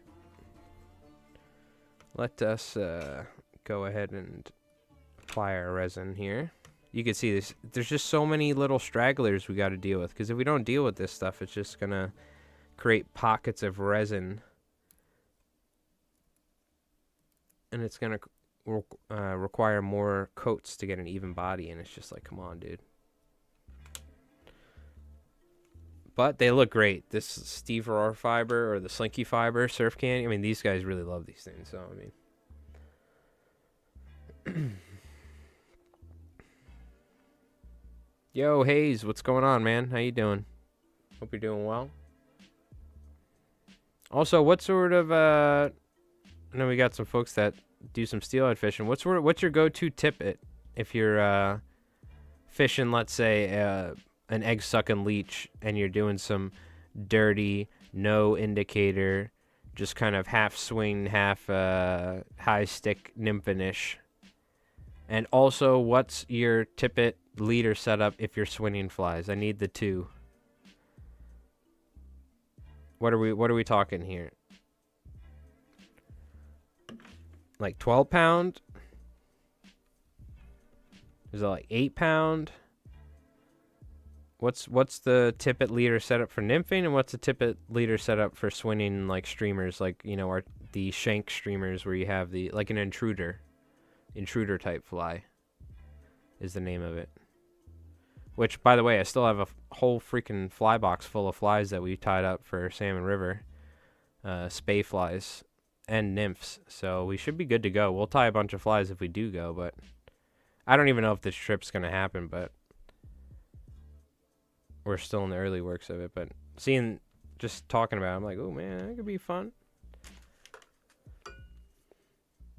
Oh, anybody, I don't know. I know we got some steelhead folks in the chat, like Calvin, or even Jin just went steelhead fishing, or Master of Battle. But Hayes, I know you got some experience. I don't think you have steelhead over there, but if you're sea trout fishing and you're swimming, what's your leader setup for like an 8-weight spay rod or something?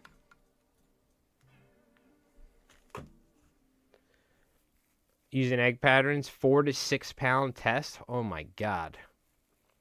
Okay. I think I was using like,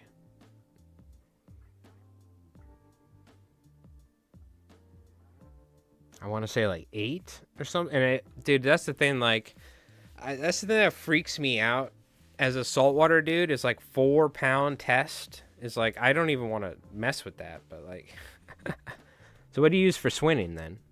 You got to be using something heavier than that, right? To help turn over flies and just fight fish and whatnot.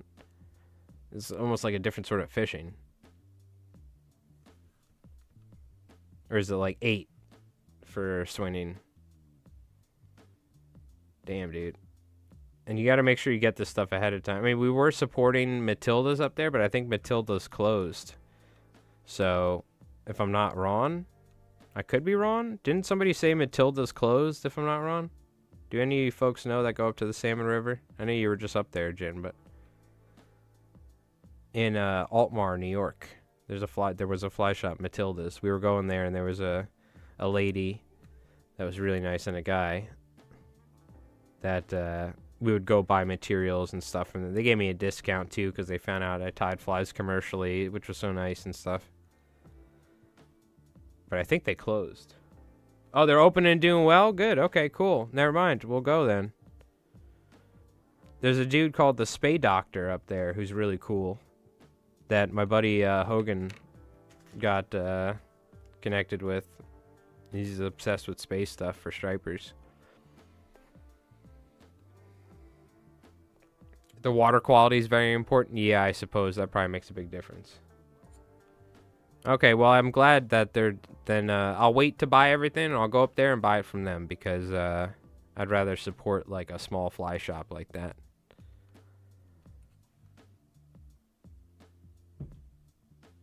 Hitting on whatever the tackle shops are out of. Yep. We tied our own thing. We tied our own weird nymph, and it found, like, when we had a nymph with purple stuff on it, I caught a bunch of fish. Whatever that, like a biot, turkey biot, black nymph, like stonefly nymph looking thing.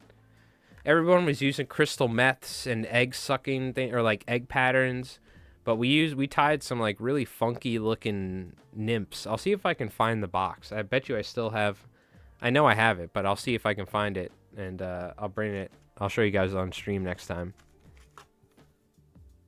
Damn, dude, this light is serious. No joke. For sure. I'll hit it with a little thin. Oh, dude.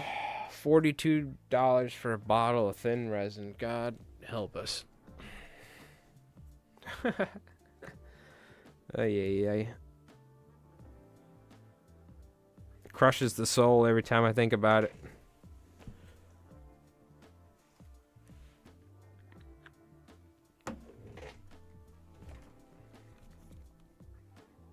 And we'll take a look here at the Discord when we get done gluing this fly here. Jin. We could chit-chat about some steelhead fishing for a sec.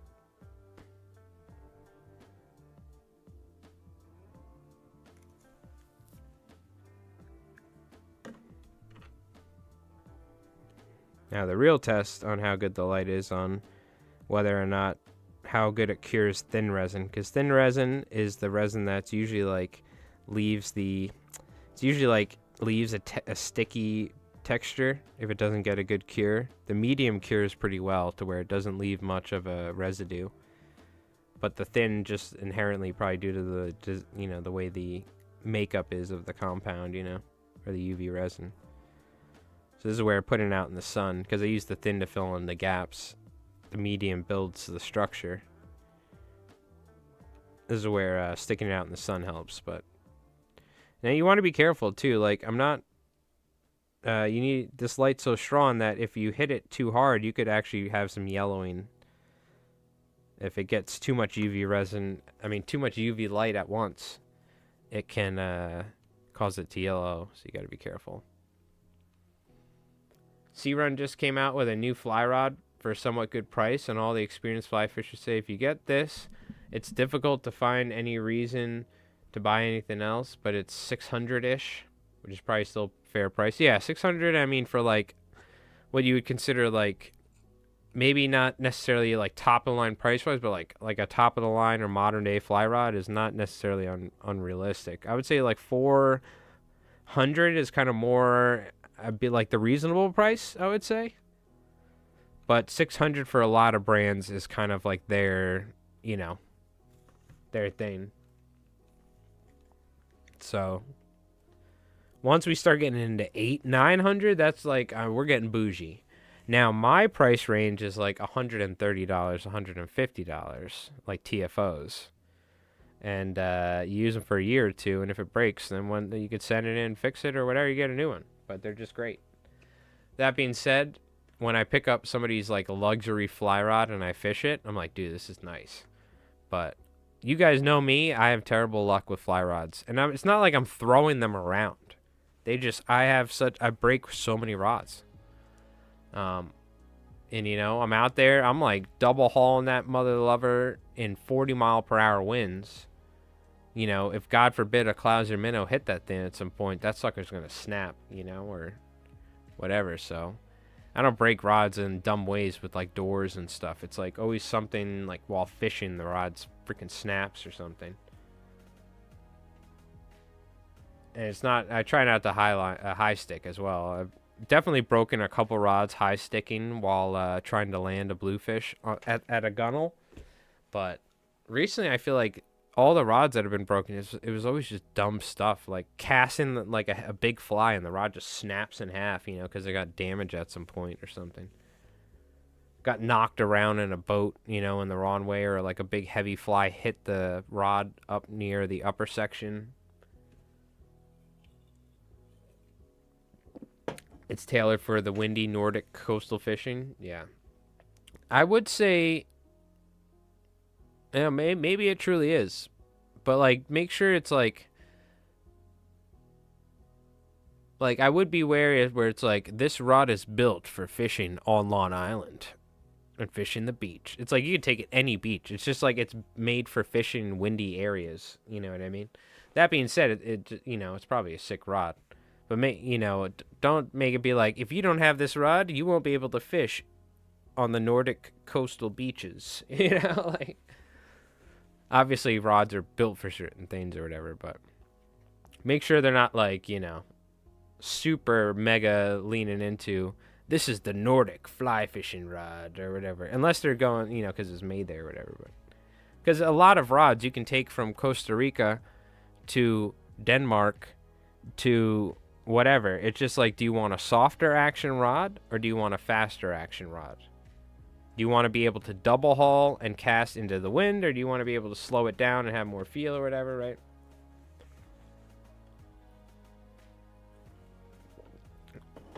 And generally from there, the pricing comes in from materials, brands, and like build of the rod, and like, because it's like, it's going to be the cost of the blanks and things like that and whatever, and whether or not it has carbon fiber, graphite, titanium alloy built in it, or all these things or whatever. So I can build a fly rod cheaper than that, still have 4 to build, haven't finished yet, have one that just needs epoxy but haven't finished that yet. Well, I hope you can build a fly rod cheaper than $600, Brew. Because those St. Croix blanks or whatever, just like, not the St. Croix, but it's like another company. I don't think they're that expensive, right? I'm sure you still have to pay for, like, you know, you got to pay for the cork material or the, like, the guides and all this and that. But I feel like you should be able to, if you could build a rod, I feel like you should be able to build a fly rod for what? Like, unless I don't know the price, but a saltwater, let's say 9-weight, you should be able to build it for under $300, right? Like 2 something, depending on the blanks you get.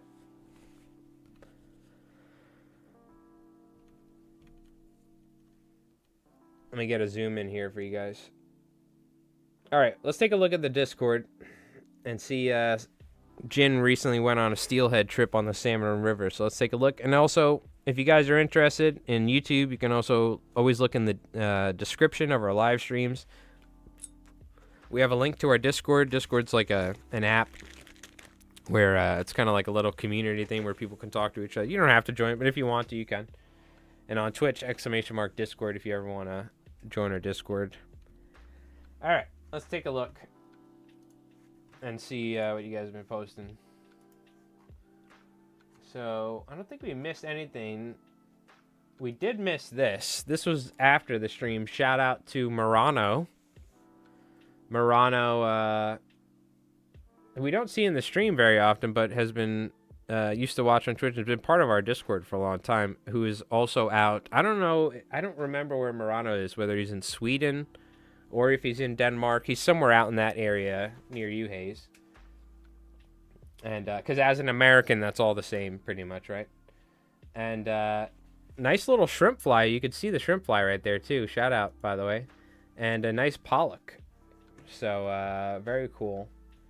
And dinner size. Not big, like massive, but dinner size. I mean, that's nice. Beautiful fish, though. I always love these things. I know up in like Massachusetts and Maine, like striped bass eat these things.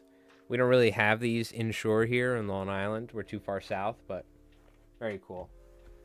Now we got Mr. Jin. Shout out Jin right here. Beautiful looking steelhead. Look at that. Oh man, nice. So these are the nets you need, by the way. I think I actually have this exact same net. We bought it at one of the shops up there. We have the exact same net. This gold-handled one and everything. Yeah. That's hilarious. Look at that. Matching Sims jackets, too. Very cool. Very cool. Nice. I'm going to be wearing neoprene waders. But, very nice. You can see, this is what it looks like, dude. It's beautiful up here. It really is beautiful. This is part of me why I kind of want to go to other places, because this looks sick. Where I was fishing, it was super deep. Look at that. Very nice. You see all the trees grow like over the river and stuff. Yeah, so these are steelhead. These are rainbows that are raised and released, and then they go into the Great Lakes. So normally steelhead would go into the ocean. So a lot of people would say these aren't like true steelhead, but for us, it's good enough. You know what I mean? Look at that. Beautiful fish. Sometimes they're dark. I've had ones that were almost black. Like super dark, like a hen, like a female fish or something. And then sometimes you'll get some really silvery fish. Like right now, this time of year, like it probably depends if the fish has been like in the river for a while or if it's like just come in from the Great Lakes or something. But during February, you'll get fish that are like super dark colored and then they get chromed up as they move out or whatever. Mike from Catskills? Ah, okay. Cool. Look at that. This looks like one of the bridges that we were near one day or something. But it all looks the same up there. It's hard to tell, but very cool.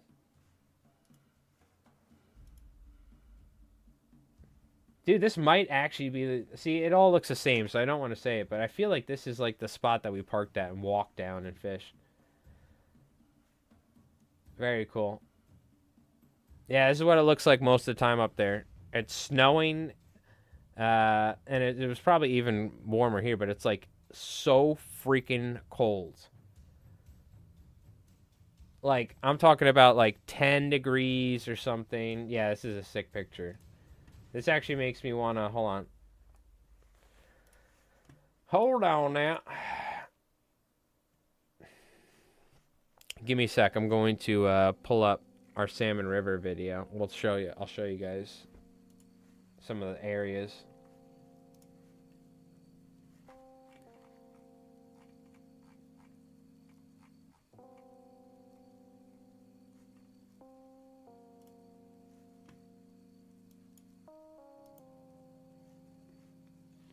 Yeah, dude. Like, whenever we go up there, too, there's always a blizzard. Yeah, the sportsman's pool. God, look at all the freaking leader materials on that tree over there.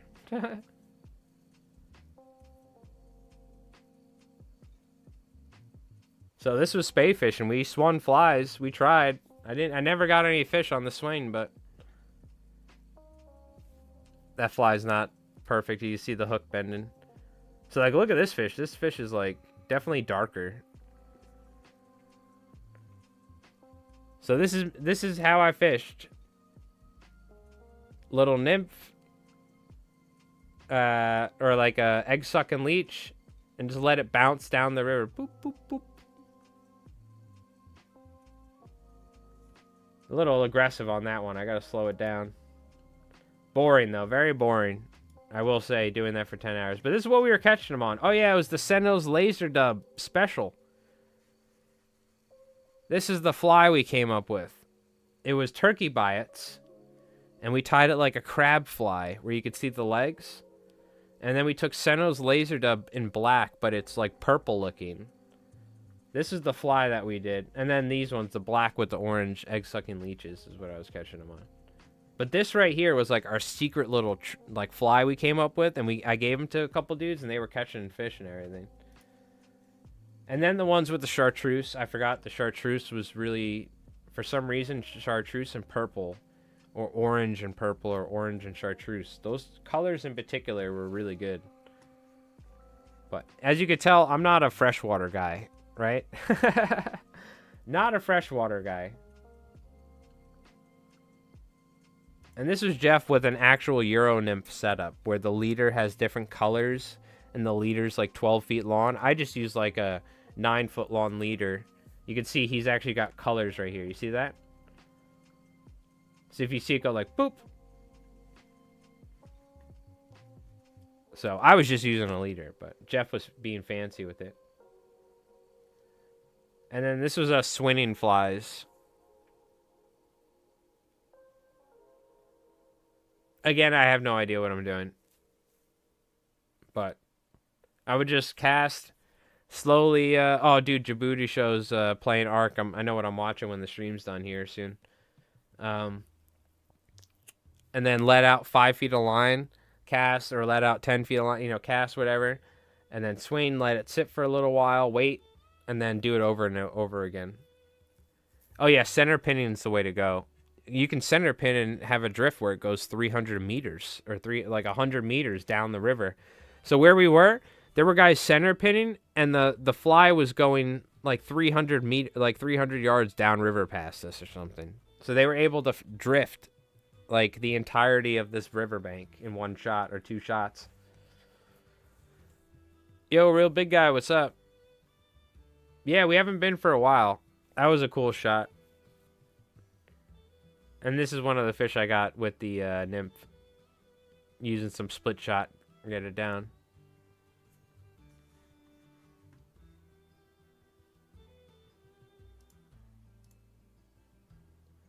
And as you can see, I'm not trying to take the fish out of the water, so.